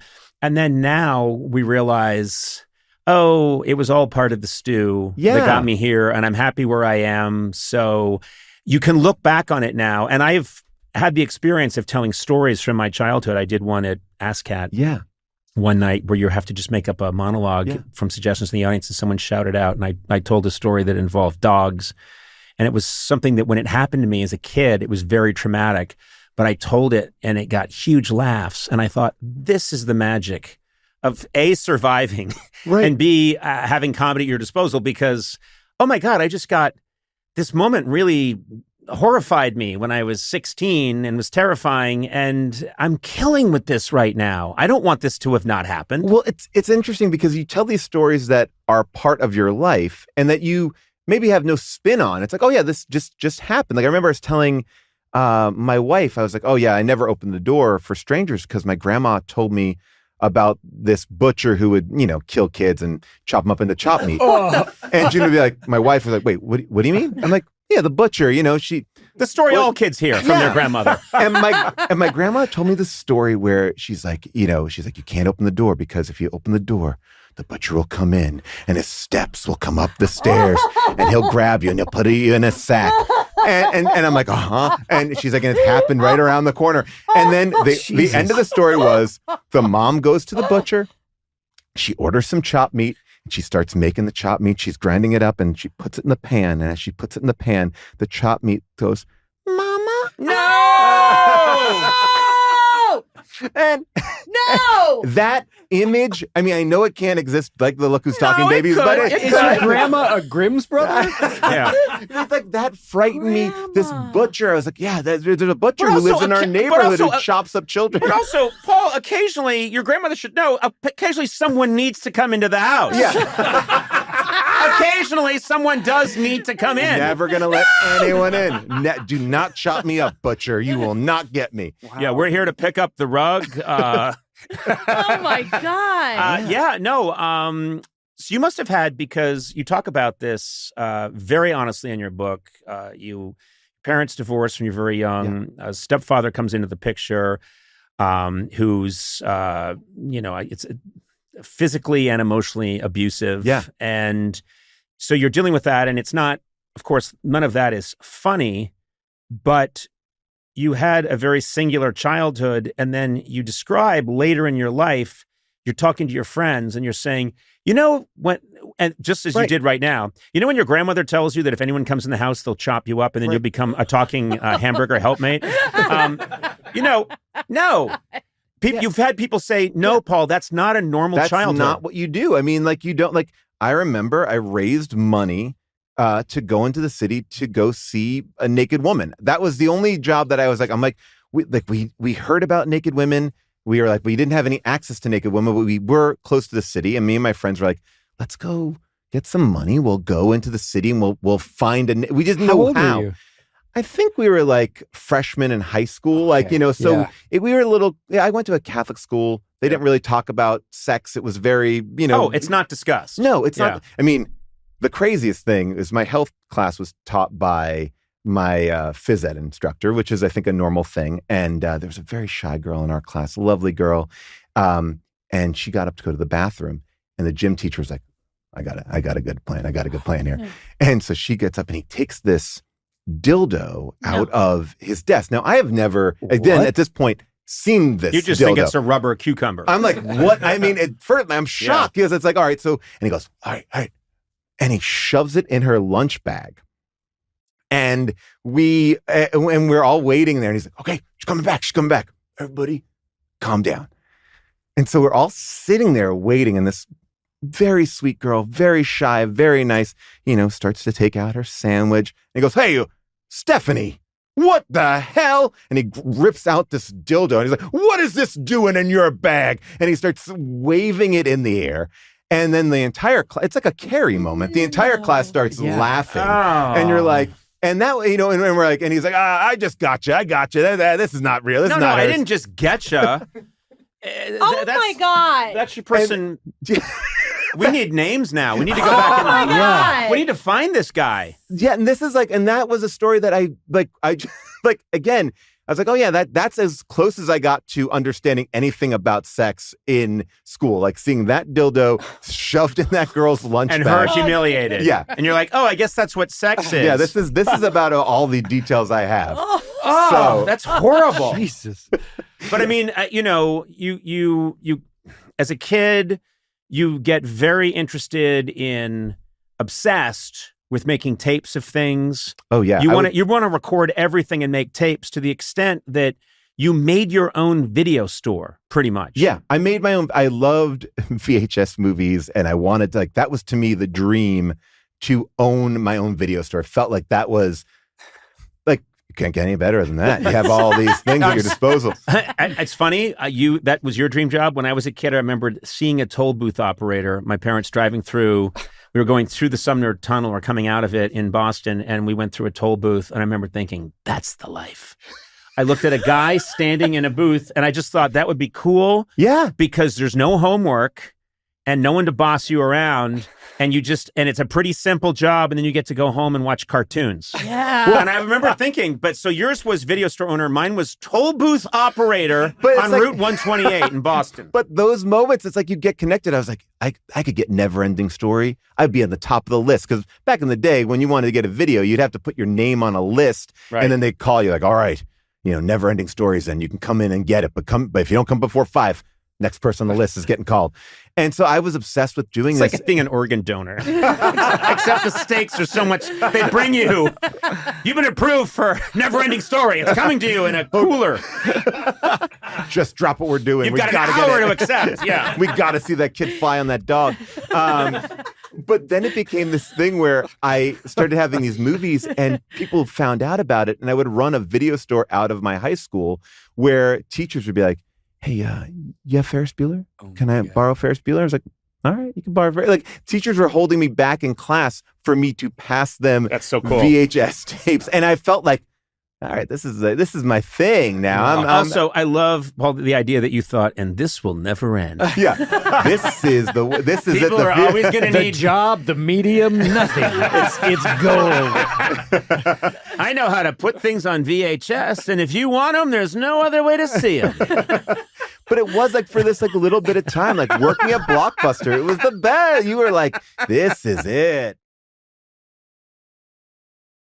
You have a part of your very cool book that is dedicated to awkward celebrity encounters, which I'd love to go into a little bit, just because they are my favorite moments in my life when I've encountered people who are famous, and it happens to people all the time, but for some reason it's very funny when it involves an A-list star and you realize, oh, this is just as sad and pathetic and screwed up. You go in with the best intentions. My new thing is like, I will not now approach anybody because it's too nerve-wracking. I'd rather just stand back. I mean, who did you have?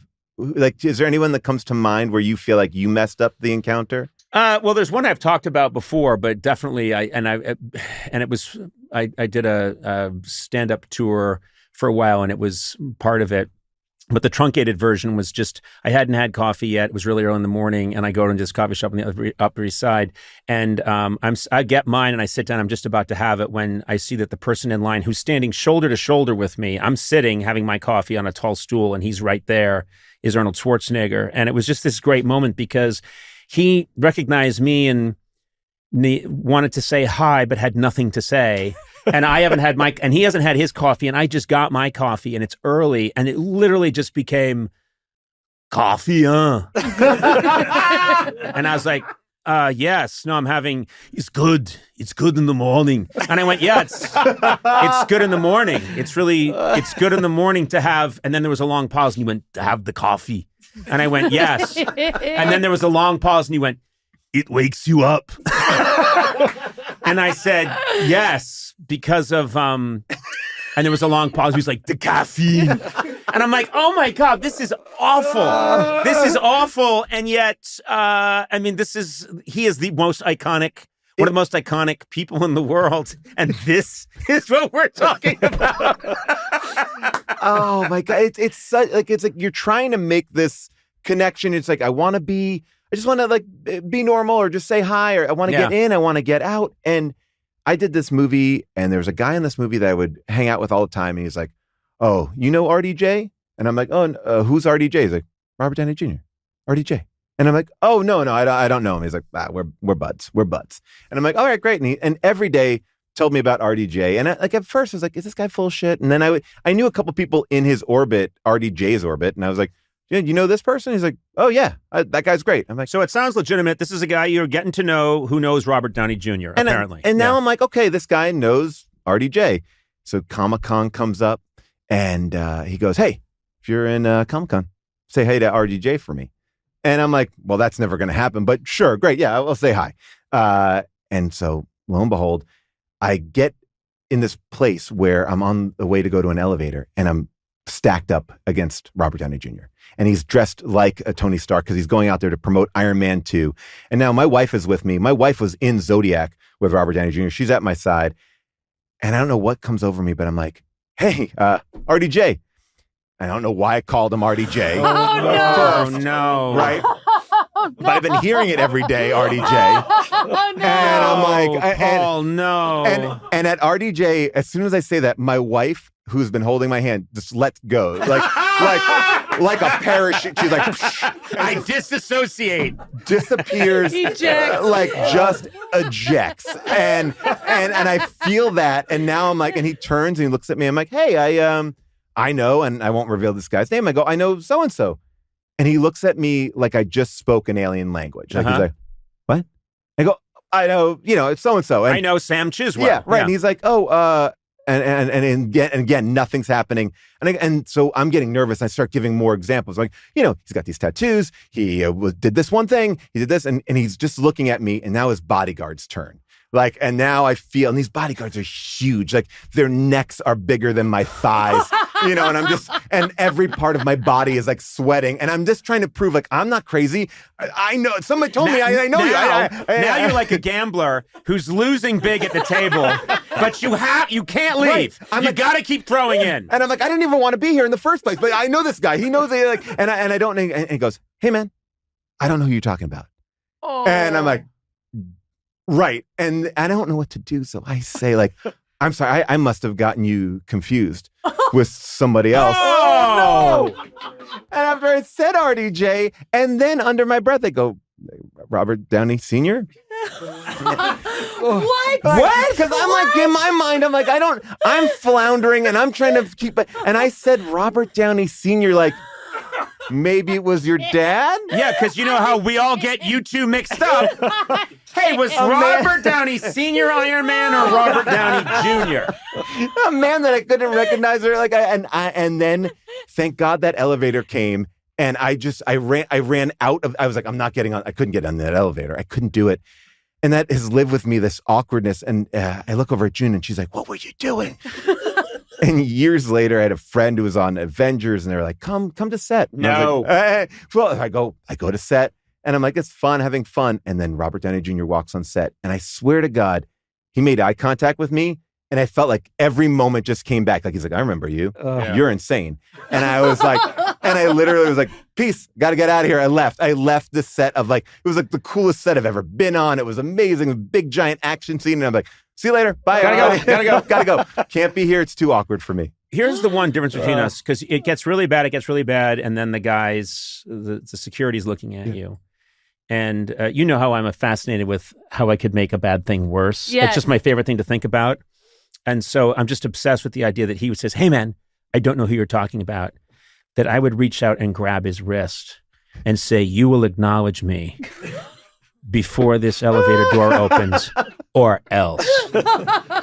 Like, what can I do in this situation because no, and then I would have to Even somehow with those make bodyguards there? Yeah. Oh, because if they came forward, if they started to come forward, I'd say, you don't want to mess with me. You have no idea what I'm capable. I would keep doubling down. And I'd say I have a razor in my shoe. I would keep saying things that up the ante more and more to try and make it, because the only way to make it better is to make it so much worse. Yeah, just keep on pushing it over the limit. It really, and it's Mr. Downey's coming with me. You'll get a call from an undisclosed location. And he will admit over the phone that he does know that guy I'm talking about. And none of you are going to do jack shit about it. I'm going to kidnap him, bring him to this man, show him.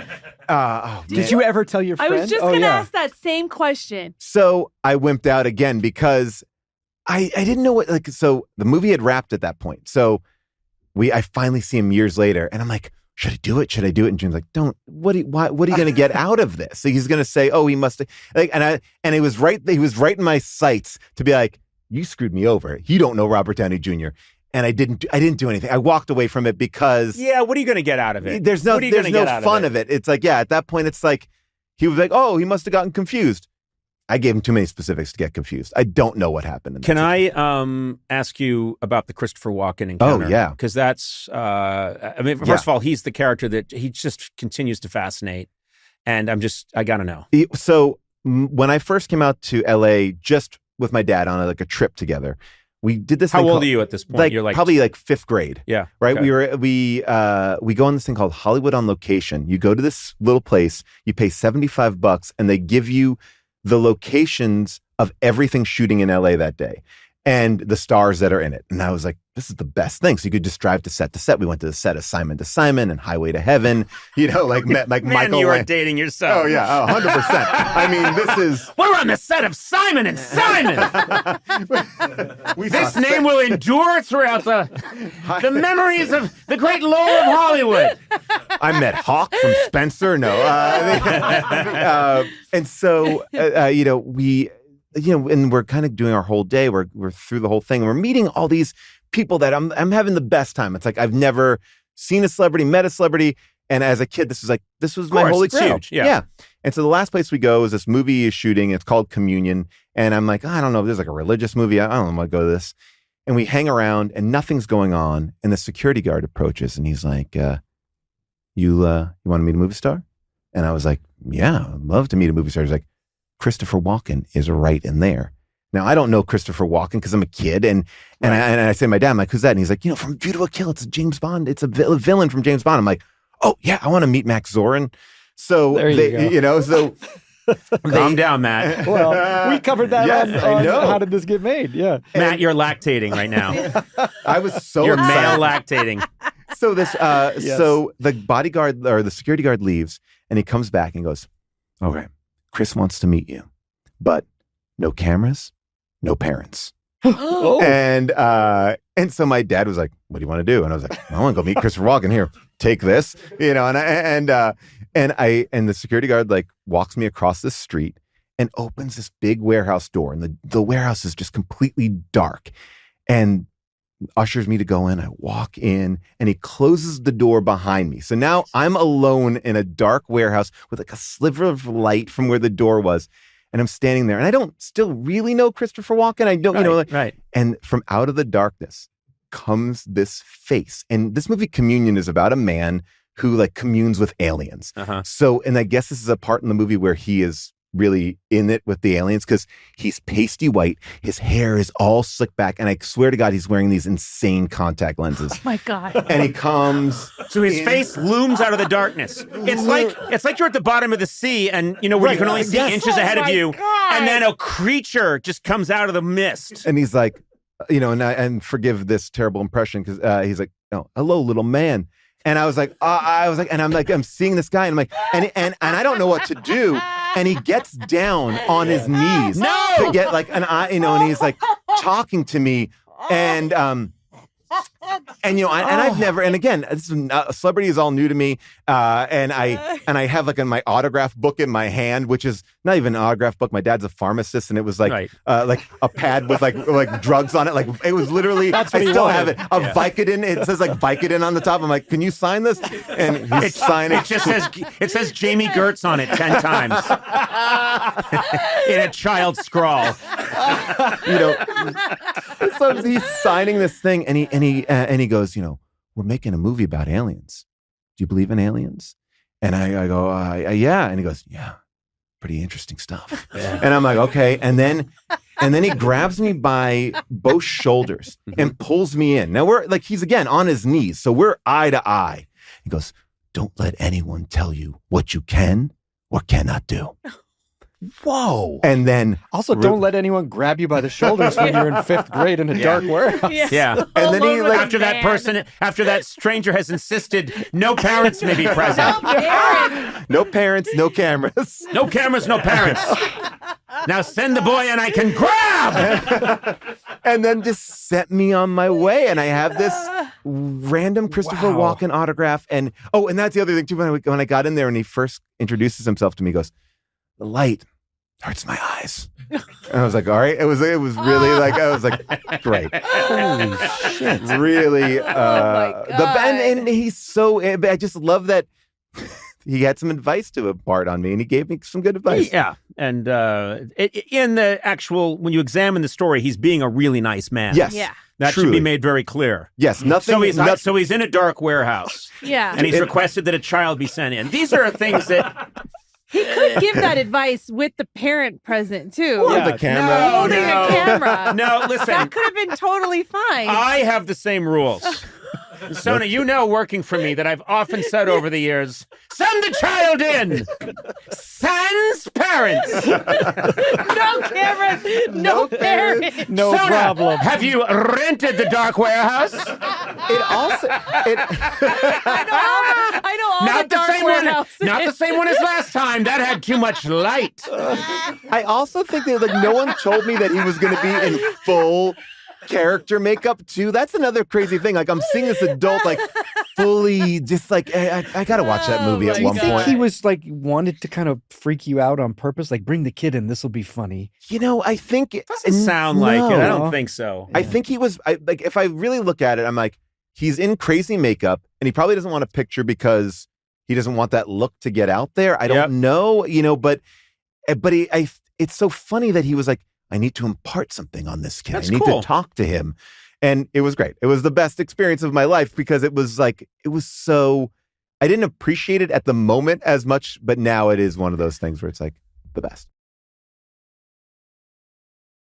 So that's how I sort of first got to, I felt like I worked with you, even though we've been traveling in similar circles for a very long time. You started my career. I always say that you started my career. I had to get a SAG card because of working on your show. And that was a very big moment. Doing sketches and stuff like that. Yeah. And then there's so many people like you and Amy Poehler and all these people from the UCB who would come on the show and do bits for us. And we would use them because they're fantastic. They were really great. And so it was this nice, I don't know who's had a better bank of talent at their fingertips than we did in the early 90s on late night. And just the idea that, we need someone to play this part, well, let's get Matt Walsh and, Paul Scheer can do it. It was such a great environment. And I was just back there for the first time. Yeah. Because I did the Jimmy Fallon's Tonight Show and I hadn't been back on that floor. And so I looked across the hall from, he's in 6B, we were in 6A. Yeah. And it's too many memories to take in. It's 16 years and 16 very intense years of, we're going to do a sketch we thought of 15 minutes ago that's aggressively strange, but it really makes us laugh. And it involves 2 real camels and, half of the Upright Citizens Brigade. Plus, at some point, there's an explosion in Andy's chest, and we're not sure it's going to work. And Andy might be hurt because our special effects people are not the best. So we got them from Channel 5 News. But it was that idea of like putting on a show, and it was kind of like this graduated version of what we were doing on stage at UCB. Like, let's just do a show. Who cares who shows up? And we'll just make it fun for us. And that energy was so alive. I do remember, though, the only bit I ever said no to on your show was I got this call and the casting director was like, Paul, we have a really great bit for you. And I was like, oh, can't wait. And they're like, so Conan's going to come into the audience and he's going to have a razor on him and he's going to shave you bald. Mm-hmm. And I was like, uh-huh. And I was like, I don't know, because I was already losing my hair at that point, but I didn't know if I could commit to getting my head shaved on TV. Also, do you realize they're probably pitching this to you before they've pitched it to me? So there's a chance, do you know what I mean? Yeah, but sometimes they were calling around and saying, like, would you do it? Yeah, we're going to take a 22 caliber rifle and shoot you in the shoulder. And you're, well, how is this funny? Trust me. And Conan's a pretty good shot, so he won't hit a major artery. And they haven't even pitched it to me yet, or we'll shoot you at rehearsal and then cut it as you're bleeding out. Which is my favorite thing. It was the crazy moment, but I was like, oh, I want to do this bit. This will be really funny. But I was so nervous to really commit to shaving off my full head of hair for a bit. So I did say no, and I always felt badly about it. It crippled your career. Did anyone do it? Did someone go on? Someone did it. I believe it might have been Andy Blitz. Andy Blitz would do that even if it wasn't a sketch. I have such fond memories of that era and just so much talent around New York City. And all of us had this idea of what we thought was funny, which was quite at odds with what the people I was working for thought was funny, which was often a problem. But I know that you came up with Jack McBrayer. Yeah. I think you guys were you in UCB together? Yeah, Jack and I were in a show together called Scheer McBrayer, or Ghost Ship. And then we also were performing every Saturday together in a group called Respecto Montalban. Okay. The titles alone are all Ghost you Ship need. was a show where Jack and I improvised, just 2-man improv show, and every time we would reference the movie Ghost Ship, and that was the only thing that connected the show.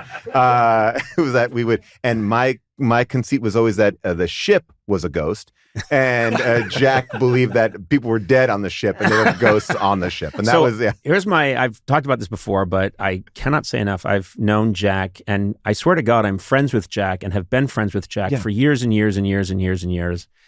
I've never had a real conversation with him because I always, the minute I see him, go into the a-hole city slicker. Oh, yeah. And he goes into the put upon Rube. And it is insane because it's a friendship that I believe now might be 18, 20 years old. And I've often thought someday one of us is going to be on death's door in the hospital. And let's just say I go in and let's just say it's Jack, because he doesn't take care of himself the way I do. And I'm going to know it, and Jack's going to know it, that these are his last. He's probably going to go later today, and he's in the hospital, and everyone's getting a minute to say hi. I know for a fact I'm going to go in and say, well. Now, don't you be afraid about these doctor fellas. I know they didn't have them back home. And he's going to go, sir, I'm quite familiar with what I... Oh, no. By the way, it would be the best. We won't have a real moment. You can't. Jack is one of the funniest people, but that's a sign that he likes you. And more than likes you, loves you, because he won't do that with everybody, but you will get into bits with him that will last for literally years. And then sometimes you don't know where the bit is and where Jack begins, because as I know Jack, I think every day he spends by his pool drinking Bud Lights. I think that's the only, that's what I understand. Oh yeah, that's Jack. Also, he's the last person on earth who hasn't heard you're not supposed to lay in the sun. Oh yeah, Jack. And get a deep dark Isn't tan. he a big Mountain Dew guy too? Oh yeah, Mountain Dew. Mountain Dew. But he pours Bud Light into it. Yeah, Mountain Dew and Bud Light, and by the pool. Maybe mixing those two things together, it's like a suntan lotion for your insides. It pushes the cancer out. It's an oral sun cream. Yeah, the cancer's like, it's too rough here. I don't need to be in the sun. Some dermatologists around the world are starting to say, McBrayer's onto something. He might have broken through.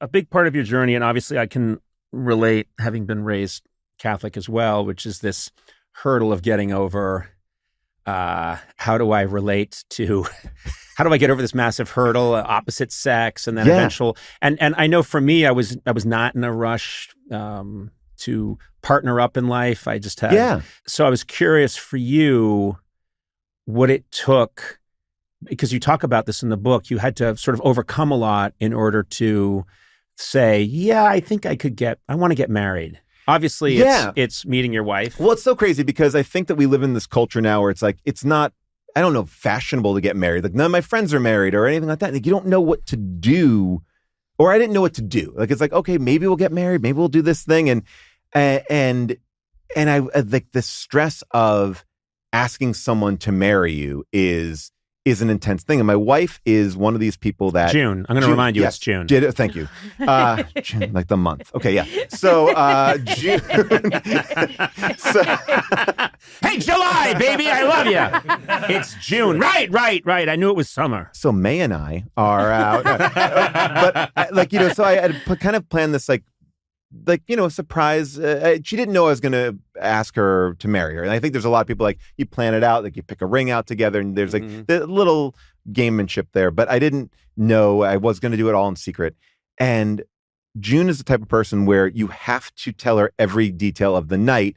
And she often will bail on one of the details. We can't do more than one thing in one night. We go see a movie. We can't have dinner in a movie. Oh, really? Oh, yeah. She is one and done. She's like, and my energy reserve is over. But this night I needed to get her to a second location because I knew that that's where I was going to propose to her. And I was like, hey, maybe we'll, maybe on the way home from dinner, we'll go stop at this beach. I hear it's nice. And she's like, okay. And I'm like, okay, so we are committing to that. That we're definitely go to that beach because I have to lock her in so she can't pull out of it. And she's like, yeah, we'll go to the beach. I was like, great. Just confirming though, one more time, we're going to the So now beach. she knows you're getting engaged. Well, so just so you know, we're going to the place where it's soft to kneel down. So she goes like, so we're driving home from the restaurant. I go, all right, we'll go to that beach. She's like, why? Let's go home. I go, well, you did say we're gonna go. And she's like, all right, we'll go to the beach. So now I'm like bringing her there under duress. Oh. And I'm like, all right, I got to propose. I'm going to propose. I'm walking her out to this thing and I get ready. And I'm about to propose and I pop down on one knee and I go, June, will you marry me? And she looks at me with this horrified look on her face. And she's like, what the fuck are you doing? And I've never moved so fast in my life. That ring box got closed, but shoved back in my pants. I jumped up. I was like, what? What happened? I don't know. What are you talking about? She's like, what are you talking about? And she thought I was doing a bit that I had done, just brought her here. And I was like, when have I done a marry me bit, in the middle of this beach, So I'm like, no, it's not a bit. And she's like, are you sure it's not a bit? I'm like convincing my wife that I'm not trying to. But don't you also understand that this is what we deserve? Yes, 100%. We've devoted our lives to bits. Yes. And this is what we deserve, to be not believed in that moment. The person who will leave one room, have a hidden Freddy Krueger mask in the other, put it on, then come back in and go, what? Scare the shit out of her. Yeah, of course you're not going to trust me when I ask you to marry me. Were you wearing that mask when you proposed? I did have that. Yeah, okay. I had the ring in one pocket. A little detail he forgot to mention. So, and I had to convince her it wasn't a bit, and I did. And we kissed, and it's this nice moment. We're under the stars on this beach, and I just hear from the distance, get a room. And I look up and there's a kid who's been sitting on the bluff, watching this whole thing play out. And we're like, and I turn and look at him, he's like, get a room. And he kept on just yelling, get a room. He didn't switch it up to another line. Nope, just get a room. And we're getting her. We have a room. We have a room. You should get a room. And so we had to leave. You the should have beach. invited him to the wedding. So when you kiss at the end, get a room. Get a room. Oh my gosh. You have an interesting wedding vow that your wife insisted on, June insisted on? Yes, I promised I would never put her on scare tactics. Which was a prank show, a scary prank show. She was like, you have to put that in your wedding vow because then you can't break that. But the thing that was the best about our wedding was she let me hire a Jack Nicholson impersonator to be my best man. Oh my God. You deserve all bad things that come your way. You deserve a terrible life, Paul. This Jack Nicholson impersonator who arrived to the wedding arrives to the wedding late and goes, "Hey, sorry I'm late. I was at a party at Roman Polanski's house." Oh no! That was his opening line. Now the room is kind of split of like parents and adults on one side and all of our friends on the other. Now our friends on the other side are having the best time. Like, this is insane. And the people on the other side are going, "Oh, I think he might know Jack Nicholson." And now I had written this speech for the Jack Nicholson, and I was like, like Paul and June are as good as it gets, and he was just a wolf, and but he's gonna give her some terms of endearment. What did you get to like One Flew Over the Cuckoo's Nest? I did everything, and Why are you still married? How is this? Hey, wait a minute. Why has this not been annulled? Why didn't lightning strike? How'd you get About Schmidt in there? So I tell this guy the whole thing. Oh, trust me, he does it. I get it all in there. And he goes, and he goes, "Great, I got it." And then the day of the wedding, he pulls me aside. He goes, "You have a teleprompter?" Oh, And I go, "Teleprompter? No, it's the wedding. There's no teleprompter at my wedding." He goes like, "I'm not going to really remember too much of the speech." And I go, "Okay, well, how about read it?" Yeah. I was like, "Yeah, you can have it on paper." He's like, "I can't see it. I got to wear my sunglasses." He's wearing his sunglasses. And so he starts devolving into things that aren't even Jack Nicholson. He goes, "June and Paul, yummy, yummy." So he starts improvising. Improvising is Jack Nicholson. Yummy, yummy. Yummy, yummy.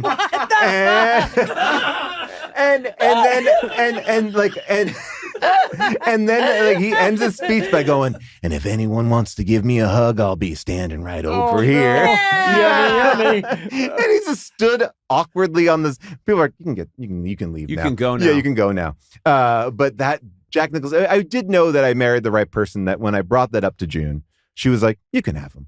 And that was a nice moment. Yeah.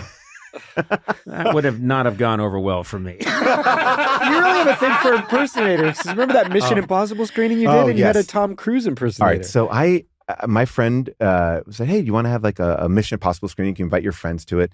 And I was like, "Yeah." And so unbeknownst to her, we get this beautiful theater at Paramount, and we invite all of our friends. And I know this guy, or I've seen this guy on Instagram. He's a Tom Cruise impersonator. I'm like, this would be great. I'll have him introduce the movie. He looks a lot like him. And I hire him. And, I was like, it's going to be fun. And the guy's charging me a lot of money for really just like, literally to come in and say, "Hey, I'm so excited about this movie." Ha ha! And so I get there and all of a sudden someone comes up to me like, "Did you hire a Tom Cruise impersonator?" And I go, "Yeah." And they go, "You can't do this. You can't do this." And everyone's freaking out because we're on Paramount property and it's Tom Cruise. And they're like, "We don't mess with, he does not like impersonators. You need to get rid of this guy." And I'm like, "Oh, you need to kill him." He has to cease to and exist. dispose of the body. And I'm like, but I mean, it'll be fine. It'll be fun." And they're like, "You got to get rid of him." And I don't know what to do. And luckily, I'm like, "I think it will be fine. I think we'll tell nobody to take pictures of it or anything like that." And he's like, and I finally, they get him to relent, and we bring in this guy, and he crushed. He was great. He came in as Tom Cruise. Nothing untoward about Tom. He did Tom Cruise a solid, I feel like. He presented the best version of Tom Cruise. Okay, here's my impersonator story. The year is, I believe, 1984. And I'm just starting to sort of befriend and write comedy with Greg Daniels, and we're in college. And we go visit his parents who live in Rhode Island at the time. They live in Barrington, Rhode Island, and his dad's a bigwig at the radio station. The father tells us he's hired a Michael Jackson impersonator to be the star of the parade. And he said, "Can you guys help me out?" Because it was Greg, myself, and a couple of our friends. He said, "Can you guys walk along on either side like your bodyguards? I'll give you yellow T-shirts from the radio station, but walk along and be sort of like the bodyguards that walk along to protect." And Michael Jackson is such a huge deal right now that it could get out of hand. Just be there in case something happens. And we say, okay. So it's a big parade, 4th of July, Barrington, Rhode Island. I think 1984, I want to say. And I know this is real. I didn't make this up in my crazy mind because someone recently found a photograph. And I'm there, and there's another guy there, Dan McGrath, who's tall and lanky like me, and he liked the idea of, yeah, you guys are tall. You look like you could be bodyguards. We don't. I was 6'4" and 155 pounds, and that's wearing a 50-pound hat. And so we're walking alongside the motorcade. Suddenly, the entourage shows up because this Michael Jackson impersonator has an entourage, and then he shows up. Sona looks more like Michael Jackson than this guy does.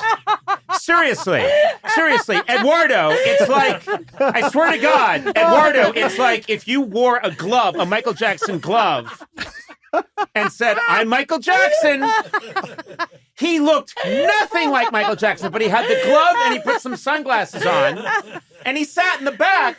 And they had told everybody, we've got a special guest, and it's going to be a real thriller for all of you. So everybody turns out in all of Rhode Island to see this thing. And I'm walking alongside this motorcade, and this is my favorite part. I keep looking up at this guy, and he's sort of talking like Michael and acting like fame's been rough for him. And, he doesn't know how to handle the new fame of being, and I'm thinking, what are you talking about? I believe you're from Cuba. And I think you have a Dutch accent. Everything's wrong.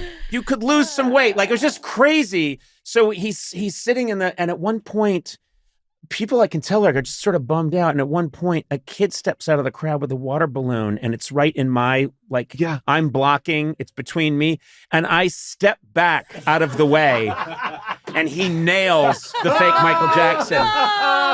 I step out of the way. And I remember Greg's dad afterwards saying, I saw that. You did nothing. And I was like, he looks nothing like Michael Jackson. I'm not going to take a water balloon for him, let alone a bullet. Absolute madness. Oh my God. Hi, my name is Paul Scheer, and I feel sanguine about being Conan O'Brien's friend. I love the word sanguine. Sanguine, it's not over the top, which is nice. No, it's and it also feels like it's a word that if you don't know what it means, it feels maybe it's like a bad word. Like it feels not like a sad word. A little bit. Yeah. Yeah, sanguine sounds a little like you're sad in kind of a sour way. Yeah, but it's not. And also, I'm going to point out, Paul, that and I am a big fan of yours, and I admire you greatly. So for you to say that you're just sanguine about being my friend is optimistic. That's a kick in the crotch. Wow. Jesus. Yeah. You see, to me, I'm coming in. It's a death blow. It's a judo death chop. Oh, yeah. okay. I'm pressuring you because I know your husband's a karate expert, but does he do judo? No, he does karate. Mm-hmm. I'm trying to come in not too high up and not too low. Just saying, hey, I feel cautiously optimistic. You don't need to explain it. I think that's fair. Yeah. He's a psychopath. I am, sociopath. Oh, sorry.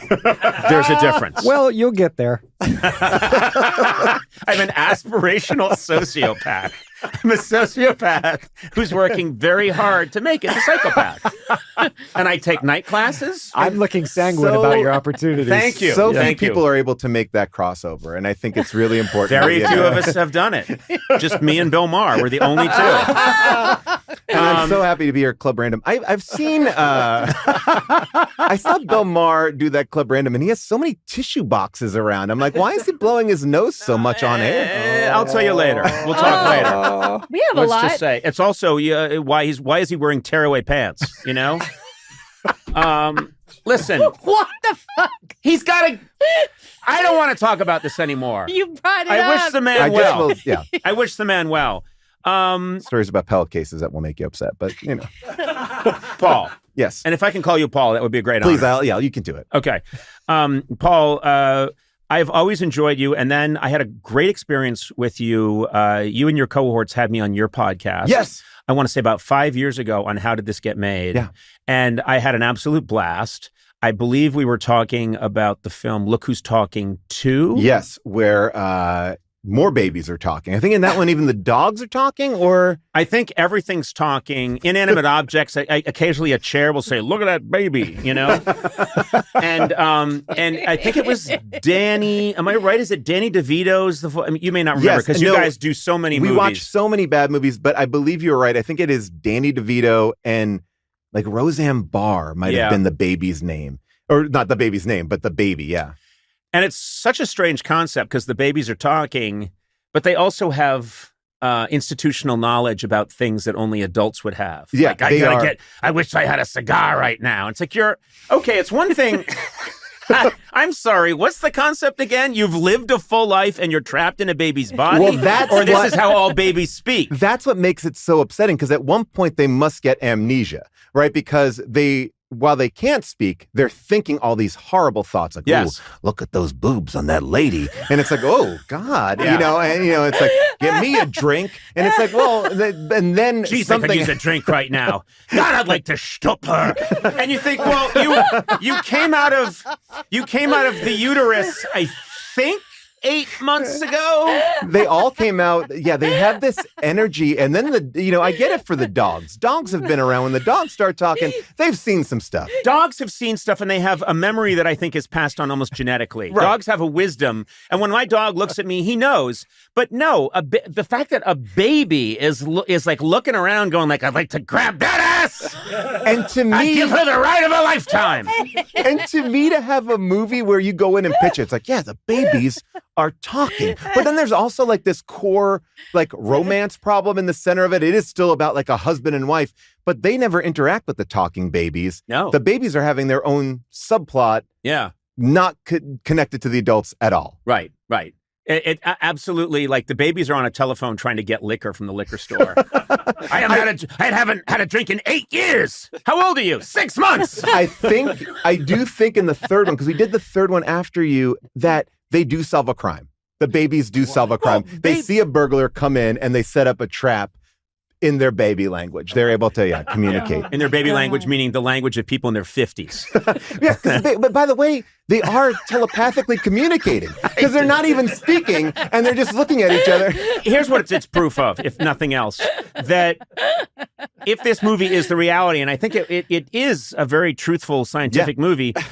It was based in a lot of science. I believe that we are born in our highest, most elevated form, and then we de-evolve as we get older because we can speak telepathically. Right. We have long memories of a rich sexual past, even though we don't really have our secondary slightly sexual racist, slightly sexist. Yeah.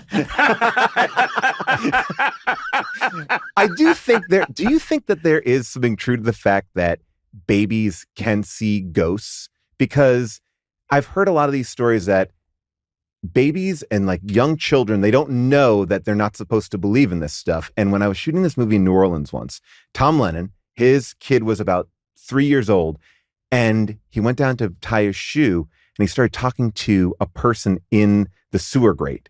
Mm-hmm. And he's like, oh, and occasionally all throughout his time in New Orleans would see different people and having conversations with them. And New Orleans, the most haunted city in the world. I don't know, like, do you think that his son is crazy, or do you think the kids can maybe see ghosts? I think it's New Orleans, and people sometimes live in sewer grates. Okay, so and I think there are other cities. I think Portland's one. I mean, I think there are certain cities where Portland, it's expensive to live in a sewer grate. You could get a nice sewer grate for about $1,500. I think the person in the sewer grate was complaining to the little boy that it was $2,000 a month to live in the sewer grate. But it's right on the park. It's really nice, though. It's really nice. I barely spend time here. Park sewer. I looked at so many sewers. I take the shower at the sports club. It's great. It's fine. Now, I want to end up in this nice place, which is to say something, this work you've done, Minor Threats, which is in bookstores and it's available nationwide. Yeah. I know that you have these passions for comics, and you get to do that. You get to be in that world. You get to make this stuff that you used to stand in line hoping to meet someone like you. Well, I stood in line for 3 hours to meet Neil Gaiman back in 1993 in San Francisco to get my Season of Mists hardcover signed, and now I'm Matthew the Raven in the Sandman show on Netflix. That's insane. So that kind of, I always, I remember this quote from John Waters is a great person to pattern your life after, because he's like, I work hard at my stuff so that I don't have to work with people I don't want to work with. Yeah. And I can just do the stuff that I like. And it also gives me, because a lot of the stuff that I like to do is not going to make me any money. It's not going to increase my fame, but it's really interesting. So doing Minor Threats, no, writing comics does not make you a lot of money, but it's a blast. It's so fun to do. You write the script, then you get the rough pencils, then you get the inks in, then you get the whole process. To me, I could do it all day. And so I'm lucky enough that I worked hard enough as a stand-up, and I go and do movies, and I can go do comics. And the comics that I put out now, I go with companies like Dark Horse, and where it's all creator owned. I own it. If something happens with it, it's mine. I'm not having to worry about, well, this company needs these things and these things, and I have to do stuff. I don't want to do a one for me, one for them within a project I'm doing. I'm okay doing a one for me, one for them overall, but to split up your own project doing that would drive me crazy. Yeah. Like, I have this great story to tell. Okay, but you got to put, the Shazam movie's coming out, so you got to put Shazam in there. So that I never had to do that. Right. You don't have to compromise. Also, I'm just happy that I'm not a car guy. I'm not a clothing guy. I don't care about, to me, a car, I don't see the outside of it. As long as it gets me where I'm going, I could care less what it is. So all that money, I don't put any money into that. I don't own a house. George Carlin says, I don't own a house that I use to scare people with. I love that phrase. Nice little house I can live in. There's no crazy nut. I just keep it very small and very simple. And then you get to just enjoy everything you like. That's all you got to do. I don't have to go hang out with people I don't want to hang out with. It's all people I love. Occasionally you have to do like a podcast to like sell the comic, and that's a slog. But otherwise, it's hang out with two assholes you don't want to see. You know what I'm saying? Hey, Patton, I could talk to you for 35 hours. I could honestly talk to you and way too long. It is it's just a happening when you're here. It means a lot to me. Thank you. Remember you came, I'm sorry that I'm saying this. We were in the Soho House. Mm-hmm. Yeah. And you came up, you were bringing your wife and daughter to breakfast, and I had brought my daughter there because they had a kids activity day. So she was, but I was up at the bar at the Soho House, and I was reading the second volume of the Lyndon Johnson biography, and Robert Caro. And you went, of course you're reading. That's what celebrities do in their downtime. Yeah, like Sunday They morning go to club. a bar and read Robert Caro's. Lazy Sunday reading.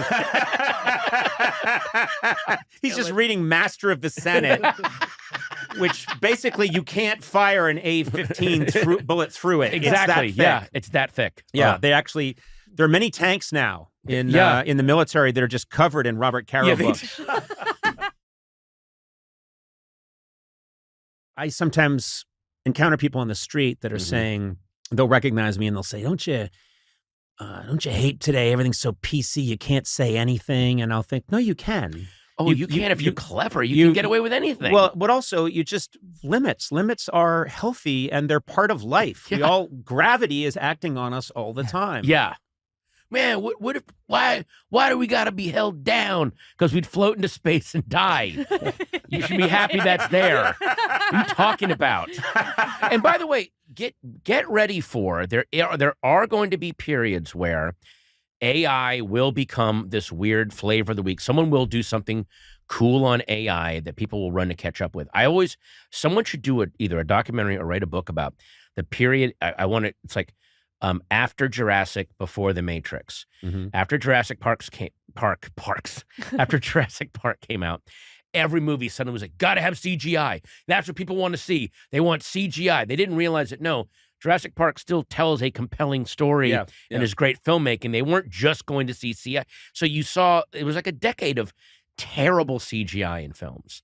Godzilla, Dragonheart, Air Force One, Escape from LA, where they were just putting in CGI almost as if that was a star of the movie. Right. And you'll see this CGI. And then it wasn't until The Matrix came along that then someone took it to the next level. So in other words, and now there's a weird rebellion against a lot of CGI. A lot of filmmakers are trying to do practical effects. Yes. And filmmakers want, I mean, I think it's one of the reasons that the Top Gun movie was so huge and why Tom Cruise still has this massive career, because he's willing to go out and kind of almost kill himself in every film. Yeah. There's not CGI trickery going on. It's like, that dude almost died. Okay.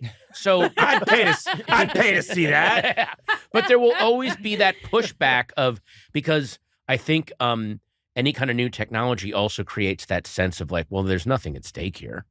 You know, when I watch Escape from LA and Snake Plissken is surfing alongside Peter Fonda and it's clearly a computer-generated wave, it's like, no one's risking their lives making this movie. This isn't exciting. They're risking their careers. They're risking their careers. That is true. You know what? Credibility is the only thing risked. Yeah. But yeah, like that, and then you see, you know, there's always pushback, and then the same thing will happen with comedy. Someone told me that in the new Oppenheimer film that he didn't want to use, the director didn't want to use any CGI to create what we all know is the explosion of the first atomic bomb. Yeah. So instead use like hundreds of thousands of sticks of dynamite. And you think, okay, it would have been, I mean, I haven't seen it yet. I don't know what it looks like, but there was a commitment to, no, this has to look real in some way. Although, by the way, I think 7,000 people were killed in the making of that movie. I'll go see that. Yeah. I'll see that. Sometimes now the cost of CGI at the level that movies like that want to do it at, it's actually prohibitive cost-wise, and it's cheaper to do the real effect. In Tenet, when that plane crashes into the airport, that was going to be done CGI, and it's all done with a real plane and real explosives because it was cheaper to shoot the real thing. A CGI thing would have cost way too much money, and it was quicker to do it that way because we set up our cameras and we got to shoot this. We got to get this in this take. Whereas with CGI, it would have taken an extra 6 months and all this extra money and all these extra crew people. And he's like, let's just shoot the thing. I love the image of the CGI guys going, well, here's what it's going to cost. And good luck. Wait, you did what? We just bought a 747 and we packed it with explosives and we hired a guy to kill himself and drive it into an airport. We set up a bunch of cameras and crossed our fingers. I mean, that's, by the way, I do love watching old, I mean, I have the Criterion Channel and Turner Classic Movies because I'm a film geek, and I also love watching old movies, especially old stunts, even like movies in the 70s where you're like, someone almost died. And stunt work back then was, okay, here we go. Hope no one dies. Car chase and Bullet is one of those things where you're watching it and you think, I think someone did lose their life in the making of that. But it's one thing to have a chase like that in Bullet, which was a major studio movie. I'm talking even the B-level drive-in movies. People were almost dying there's a Joe Don Baker movie called Framed, and there is a stunt where a train hits a car and a guy has to jump out of the car before the train hits it. And it is, when you see it, you'll know it. It's that dude almost died. Like, he barely gets out of the car. Clearly something's going wrong. And then as he's jumping, the car explodes and the fireball kind of engulfs him for a second. And then he gets out of it, and they just left it on film. And that was stunts back then. Well, hope we don't die. And before the stunt, when the car makes a right, in the background, you can see the entire crew is all sitting on bleachers because they want to watch this.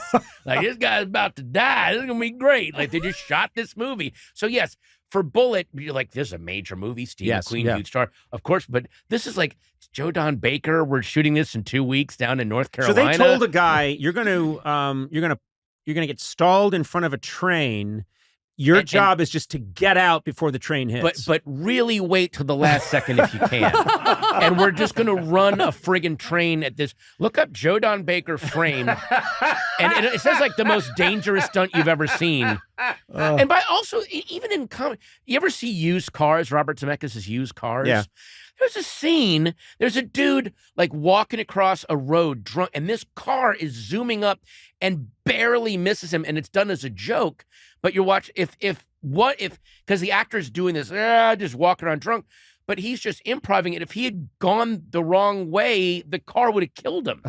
It's in the middle of a comedy. You're like, oh, God, that guy almost died. Do you remember there was a film with Lee Horsley called Sword and the Sorcerer, and the bad guy does a high fall off a cliff, and he died, but they left it in the Yeah, film. they left it in? and it's his death fall is in the movie. And Yeah. it's crazy. Because that's what he signed up for. And in that culture back then, it was like, that's how I want to go. Yeah. Leave that in. That's how I'd want to die. It's nuts. Maybe afterwards. If they were alive for 8 seconds, they were like, don't leave that in. Their teeth are coming through their chest cavity. Take that. Okay. Oh, here we go. Oh, this is fantastic. Okay, here we go. I love this. Visual bit on a podcast, but you can my look God. this That's up. all right. Look Some it of up. this is Watch on video. Look it up, fuckers.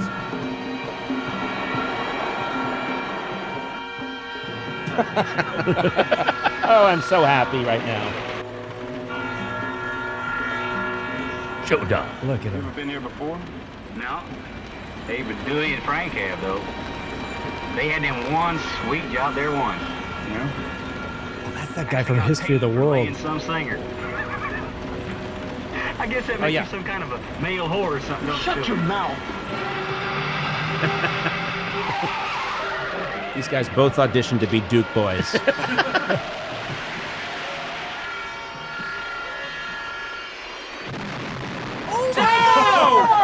Oh my God! What in the hell? He catches fire. His leg catches fire. Don't you get the sense that he also slows his roll so he can be a little closer? Yes. God. That was fantastic. I mean, and again, by the way, yeah, you can see, at one point, you can see the crew is all lined up in the background watching this, but like, oh, he's fine. You know what that guy got? $100. yeah, he got $100.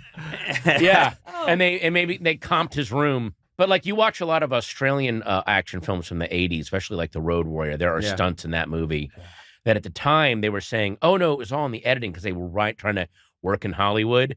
But then there's a documentary about the making of, and there's people just getting racked up. And the Philippines too. They're the Philippine stuff. Capitals my where they would just do Lord. anything. Yeah. Yeah, people would do anything. The biggest thing I notice is editing, is that there's movies particularly and TV shows are edited so tightly that there's hardly any air. And I find it fascinating to go back and look at a show like a late 70s massive hit show, like say a Chips or something like that. And they'll literally, a guy will drive up. My job is to drive up in a car and meet with you in a parking lot. And so I drive up in a car and it's supposed to be a tense scene. And I'm here to talk to, Patton Oswalt and tell him to back off my territory or I'll kill him. I pull up and I get out of my car. I unhook the belt, get out of my car, shut the door, and then start walking.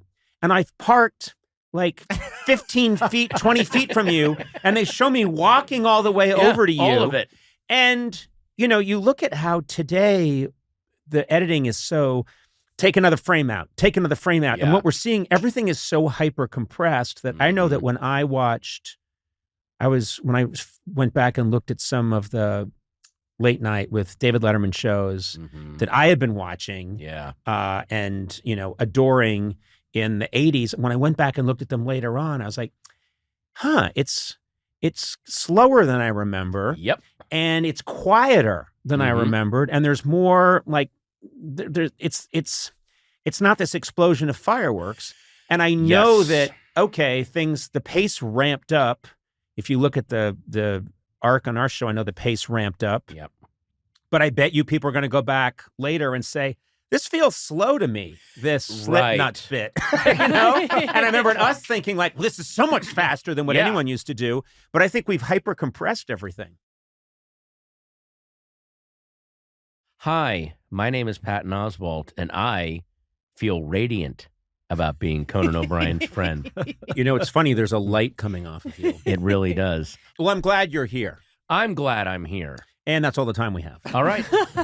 Thanks a lot. Check me out, PattonOswalt.com. Tour date's coming up. Thanks. I got 5 other podcasts to do, man. I'm just doing the promo thing. Do you know, because the late night show started in 93, I feel like you were on one of those people that came on fairly early on. Around, I think, 94 or 95 was my first time. And then I used to refer to you as just money in the bank, meaning you would come on the show and I knew that was a segment not only did I not have to worry about it, but it was going to be really, really funny, and we could do as much time as we wanted to, which is always a gift for someone like me. You can because relax. I can relax. Patton's here, and you would go down so many fascinating little wormholes in your comedy, which are very, and the way you paint pictures using words always delighted me. You've got great imagery. Yeah, I always felt good about that. Well, I see your skills at killing time. Oh boy! You were the first. Have you taken a turn? You were the first late night show that I would go on where you would actually give me insight into the sausage making of the show. Oh, I would. You were when we were off mic or going to commercial, you were very open about a guest that had just been on where you're like, that was pulling teeth. Like they had nothing to say. And I remember, I'm not going to name the band. I was on one time and a band came on and was playing. It was one of those early like screamo bands. Yep. And you just leaned over to me and you went, I hate wisdom rock. And that is the category that I assigned this. There are certain bands that just had that whole take my hand, that kind of wisdom rock. And it's always insulting because it's wisdom rock from 22-year-olds. Yes. Like people who've not had any wisdom. But they have come down from the mountain to tell you that, and power chords, and also that way of singing that sounds like a donkey is preaching. Yes. And it was always just like, I'm going to tell you about the land. I'm going to take you by the hand and I'll lift you to a higher place. Right, exactly. Come on, you're 22. Yeah, 2 years from now, you'll be working in a hardware store, asshole. And you're giving us this key to the future. Let me tell you how life is. No, you don't. You don't need to tell me. Now let me tell you how to mix up that paint. I put it in this machine, and then it's going to vibrate real fast. Take my hand and give me that coupon for the L nuts this week. It really was, but that became such a genre for me in my mind. Summer's here. Of course, summer's the time for everything fresh. Let me list a few. Fresh air, refreshing vacations, and plenty of HelloFresh to liven up meals. That's where I was going, HelloFresh. And with chef-crafted seasonal recipes and new fresh and fit summer menu, HelloFresh brings you flavor right to your door. Yeah. Now's the peak time for summer produce. HelloFresh makes sure you get all the best picks all season long. Delicious, fresh meals. Will make your home the place to be this summer. Pre-proportioned ingredients that help cut down on food waste and time, while step-by-step instructions make cooking a breeze, not a chore. HelloFresh combines quality and convenience with ingredients making it from the farm to your door in less than 7 days. Sona, HelloFresh saved your life. I don't know if it saved my life. As a cook, you're a disaster on your own, but when HelloFresh is involved, it's fantastic. I didn't think that was the case, but yeah, I really liked HelloFresh. They sent me 3 meals. One was a chicken, one was a pork, and one was a fish. Yeah, and fantastic. I crushed it. Yeah, and I remember going to your house once for dinner before you used HelloFresh, and you served me 1 meatball on an ice cream cone. Yeah. No, that's not a meal. What HelloFresh did is it totally upped your game. Congratulations, Sona. That was a good meatball. No, I'm not sure that was meat. Anyway, go to HelloFresh.com/TeamCoco50 and use code TeamCoco50 for 50% off plus free shipping. That's TeamCoco50 at HelloFresh.com/TeamCoco50 for 50% off plus free shipping. America's #1 meal kit. The other thing I was remembering just now as you said it was there was other kind of bands that would come on, and I'm young, I'm 31, 32, and some of these bands are very intimidating. Oh, yeah. And they'd come on the show, and they're wearing tatters, like tattered leather. Yeah. And they've put makeup on that looks like their eyes are bleeding, and it's just incredibly intense. And the song is them, screaming and hey, die, hey, die. And I would go over afterwards, and of course I'm dressed like an insurance salesman. And I would go, and you can see it. And I'm like 31, 32, and be like, oh well, murder mayhem. We'll take a break. We'll be right back. Yeah. And in the commercial break, the Max Weinberg and the Seven would start to play, dun, dun, dun, dun, dun, dun, And inevitably, the guy would take off his skull mask and he'd say, lean over. And they were invariably from the Midwest. And he'd say, hey, I just want to say thank you so much for having us on.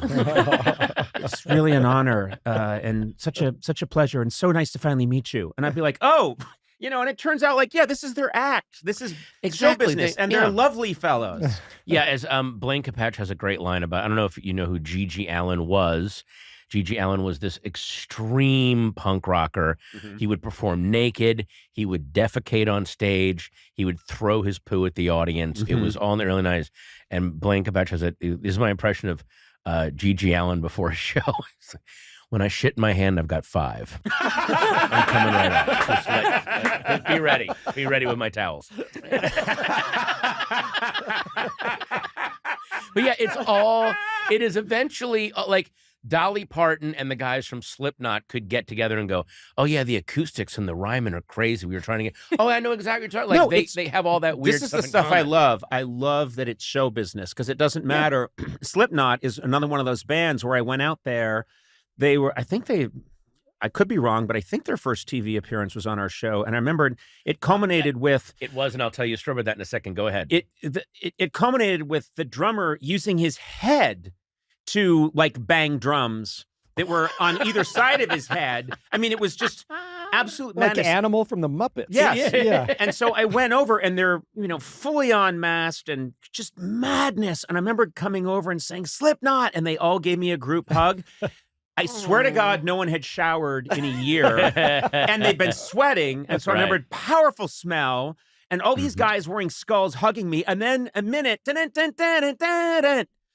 hey, Conan, thank you so much. I mean, lovely guys. Yeah. Thank you so much. And then the guy who who hit his head against 2 drums saying, no, I'm thinking maybe of, I might try to teach. I might try linguistics. But it was I always love that part. I always love where people are flipping identities. Oh, I love that. Well, okay. So when Slipknot was first on your show, that was their first. And I know this because Brian Posehn called me and said, hey, I had one of the first TiVos for some reason. This is in the infancy of TiVo. Mm-hmm. He goes, could you please record Conan, because I have to work late and I don't know how to program my VCR and I don't want to miss Slipknot.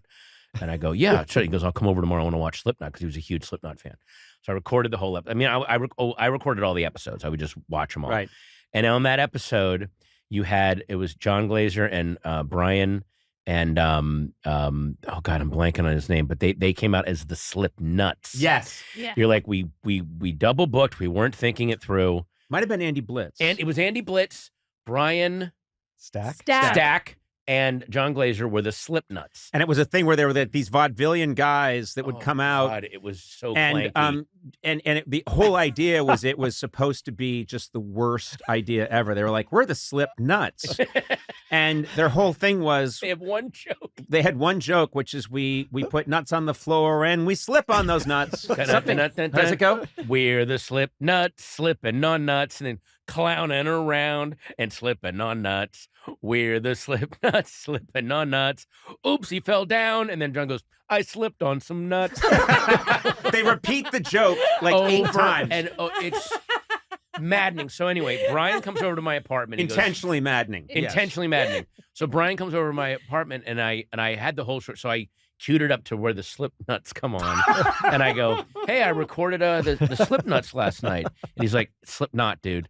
Like I'm mispronouncing it. I'm like, I watched the whole show. It's Slipknots. He's like, Slipknot. I go, well, this is what I recorded, dude. And they came out and he just stood there in silence for a second, like, what? I'm like, dude, it's a sketch. Here's Slipknot. He got so pissed off at me because he didn't know that that's what you guys have done. This makes me so happy. And Blay, you're going to remember what this is, I hope. But what we did once as a prank is we had Slipknots come on a couple of times, and it was just infuriating. I think, obviously some people in the crowd got what we were doing, which was being intentionally stupid. Mm-hmm. But it was so irritating. And then one of my favorite things ever is we sent Slipknots to an actual heavy metal concert. Have you seen this play? One of the best pieces of footage I've ever seen. So which one was it? I think I was just about to look that up. It might have been a Slipknot's concert. They might have opened for Slipknot. No. They opened for I've seen this sketch. They opened for Slipknot, but you did this whole story where they have all the Slipknots have broken up. One of them joined an ashram. The other one, like they did like this beat. Now they're back together, and they've like they just still do the same act, but they're basically the backstage guy is like, you better get off as quick as you can. Like they're gonna be, and I don't know. Someone got a great shot. Ladies and gentlemen, Slipknot. But the crowd just like, Slipknot, yeah. So they're all going crazy, and then the Slipknots come out, and they got dressed as vaudevillians. Vaudevillians with bags of peanuts, and they get this moment where the crowd is like, yeah. And then every arm just goes down, and you see the anger, and it's one of the most hilarious pieces of footage. And they do like the Slipknot, Slipknot, and they do that in front of the crowd, and they commit to it. And then I fell down Slipknot, and the guy backstage said, "You better get the fuck out of here. They're gonna kill you." Yeah, don't just leave the stage. Get out of the venue. You're dead. It was amazing. And from what I heard talking to John Glazer, Slipknot loved they loved the Slipknots on the show. They thought it was great. Yeah. And they're like, they have to open for us. I was like, okay, they're gonna get killed. You had this great bit you did on the show once where you talked about TiVo, and it was when TiVo was fairly new, First came and out. it was a line that I just loved. You'll obviously remember the bit much better than I can, but it was the problem with TiVo is that sometimes it would try to anticipate what you wanted based on what you've been watching, and oh boy, yeah, and it was this line, and it was TiVo grabbing things that you didn't want, and sometimes it's embarrassing, and you just went, "Oh, TiVo, no. Oh, no." It's like a little kid picking up a gun. No, TiVo. No, TiVo. Yeah, it was. Yeah, because you would get, I had a TiVo, and I recorded a couple of Westerns, and I woke up the next day, and there were 30 shows on my TiVo, and I realized, oh, no, they all have horses in them. He thought, well, you like horses. TiVo is he. TiVo is a he. TiVo. No. But you like horses. Like, he was so angry.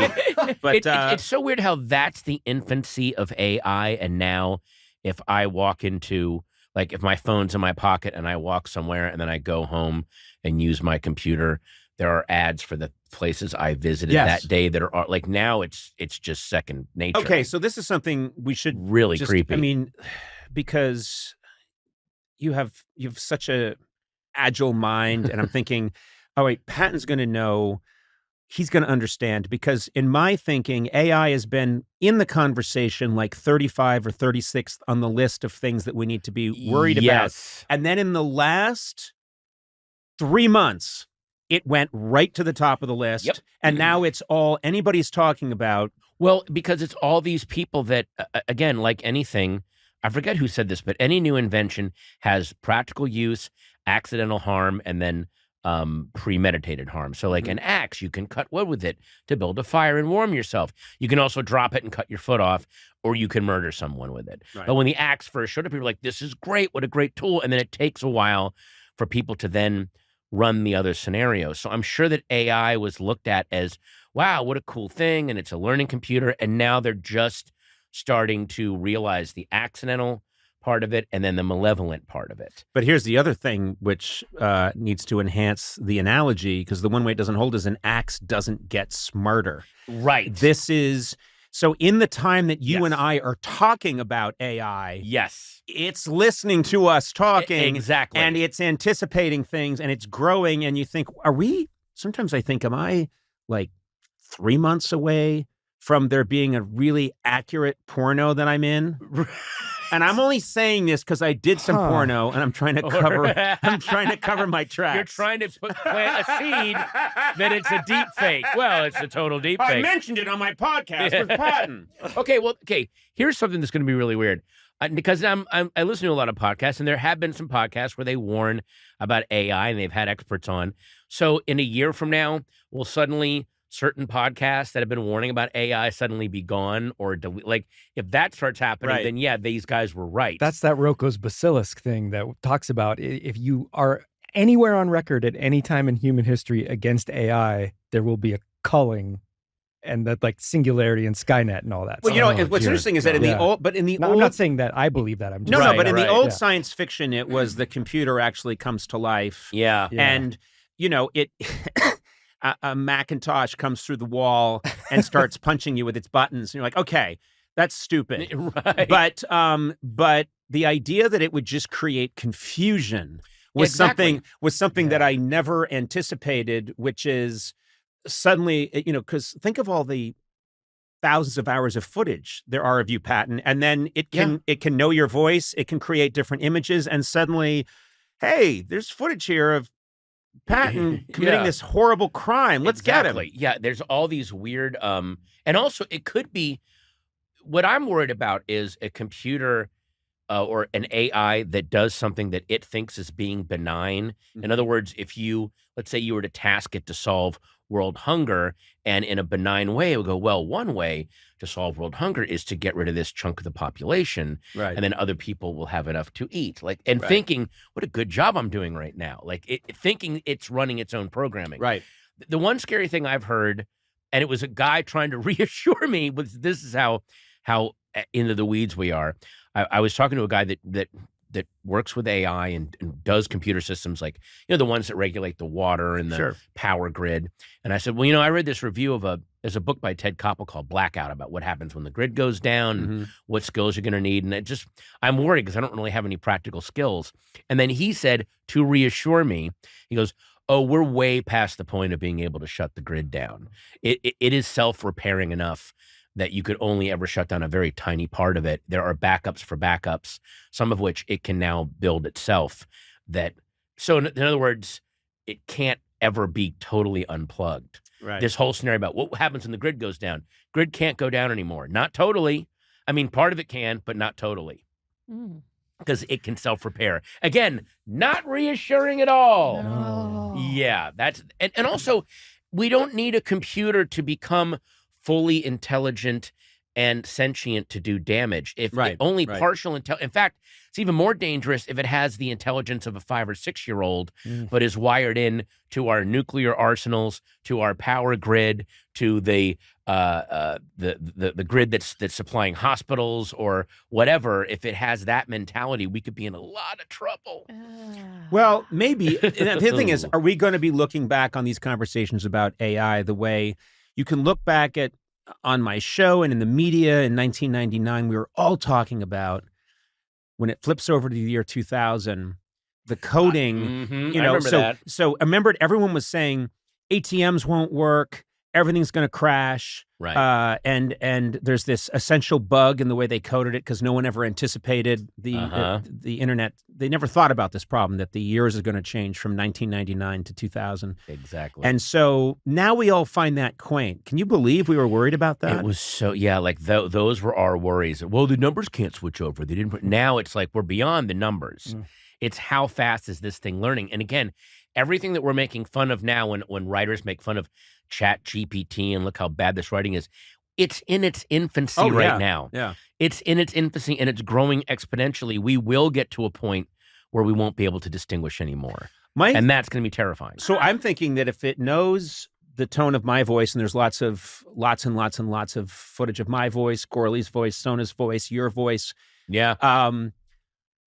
Maybe there's an upside where it just keeps coming out with new episodes that you don't have to do, but we still we still get a little paycheck, but we're not doing it, and it's us. Or do you get a paycheck and Matt and I just don't get a paycheck? You get a paycheck. It doesn't look anything like my paycheck. Right. ChatGPT AI, if you're listening, do Sona and I get a paycheck and maybe Conan doesn't? Because he seems very doubtful about AI, where we're all in on. I just suggested, hey AI, I just suggested that you could regularly take over this podcast.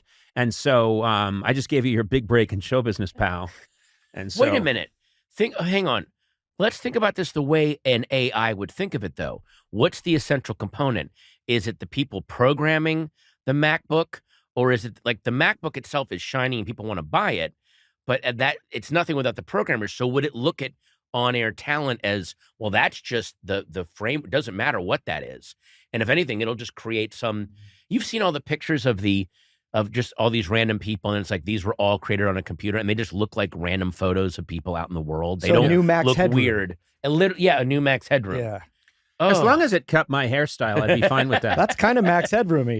You kind of anticipated it. Yeah, I did. I did look into it. I've already had people sending me. There's one Conan O'Brien eats fried chicken, and then crashes in a car. And it's like this kind of Frankenstein monster version of me. Right. Now it is. Yeah. It is. But like it's going to get to the point where they can go Conan O'Brien at the side of the Conan O'Brien side stage at Baruch Assault 1995, and it will look like an archival perfect footage of you just standing watching. Like it'll be able to create that. Right. And it's like, oh, he was at that show. Here's a photo. You know. Right. And look, some of the deep fakes, like I've seen on Instagram, people that put like Arnold Schwarzenegger's face on people, and some of them are kind of goofy. And there's one, it was the Animals singing "House of the Rising Sun." They put his face on that broadcast from the '60s, and I could not. It looked like a young Arnold singing "House of the Rising Sun." For all I could tell, there was no seams, nothing. For every janky one, for every 10 janky ones, there's one where you're like, oh, that'll be the one they build on to get to the next level of realism. Well, then you start really scary. I mean, I've seen already some photos that are complete AI, and you think, why would someone hire a supermodel again? Exactly. They're stunning. These photos that they put out are absolutely stunning, and this almost makes me happy that I didn't become a supermodel. That I took the left path, not the right path. I thought you because chose not to be a supermodel. I chose. Okay. But why? Although, why? okay, here's the thing though. Last night I got to go to the premiere of Spider-Man Into the Spider-Verse. Oh. Yeah, I have that kind of pull. So and Spider-Man Into the Spider-Verse is so over the top cartoony that it actually is it connects even more emotionally, whereas a lot of motion capture and a lot of making it look very human, for some reason you don't link to it. But because these are humans creating through art, the way that humans act and talk to each other, it was weirdly, there are scenes where I was almost crying because it's so emotional, even though these are very stylized cartoons, but they actually connect. So maybe there will always need to be some kind of human element behind it. However, that might also mean there doesn't need to be that many humans behind it. There won't be that many jobs left. And they can just harvest our brains in jars anyway. So we're fucked. Whatever. I'm a lot more optimistic. I don't know. I just don't think they could. I don't know. Maybe I'm being just naive, but I just don't think machines can get like human nuance the way humans can. Like a machine's never going to write Succession. It's never going to write Friends or The Office. Don't you think there'll be a merger at some point, though? And that's just evolution happening with a natural force that then is the next step. But even the people that are saying, well, what if Chat GPT is just there to supplement your writing? Like if you can't think of a good transition, Chat GPT will spit out 20. But it's like, I still want the humanity of, like, there are scenes in Jaws, they don't quite end right. It's still a brilliant movie because it's Steven Spielberg and it's a young guy making a movie and you feel it happening. Yeah. And you're drawn in. And if he had like, well, maybe transition this way, here's 5 other options, dude. Like, it wouldn't be the movie that it is. Well, I think this is something that I can lead us back into our various crafts, which is, you mean back into hope? Lead us back into some kind of hope. I heard you talk about this once before, and we haven't had a chance to talk about it, but how great limits are. Yeah, that's why. I mean, again, I think a lot of you should be able to say absolutely anything you want in No. Have some restrictions there so you can find clever ways around them, because then that makes what you're doing more shocking. If there's no limits, then nothing's shocking and nothing's startling. But when you know that there are certain things, how do you get around that? Yeah, you're right. And same with music, and same with movie. Like if you're shooting a movie, but you can just do it all on a computer and you can create any landscape that you want, then it's not that urgency of like, we've got a day on this location and this actor's having a nervous breakdown and there's a cloud over the sun. How do we make this work? What do we do? We got to, and so many great memorable moments in movies came because stuff wasn't working. Well, it's the classic thing you said in Jaws. You mentioned Jaws, and the shark, Bruce, wasn't working correctly. So you don't see the shark nearly as much as they wanted you to see it for a lot of the movie.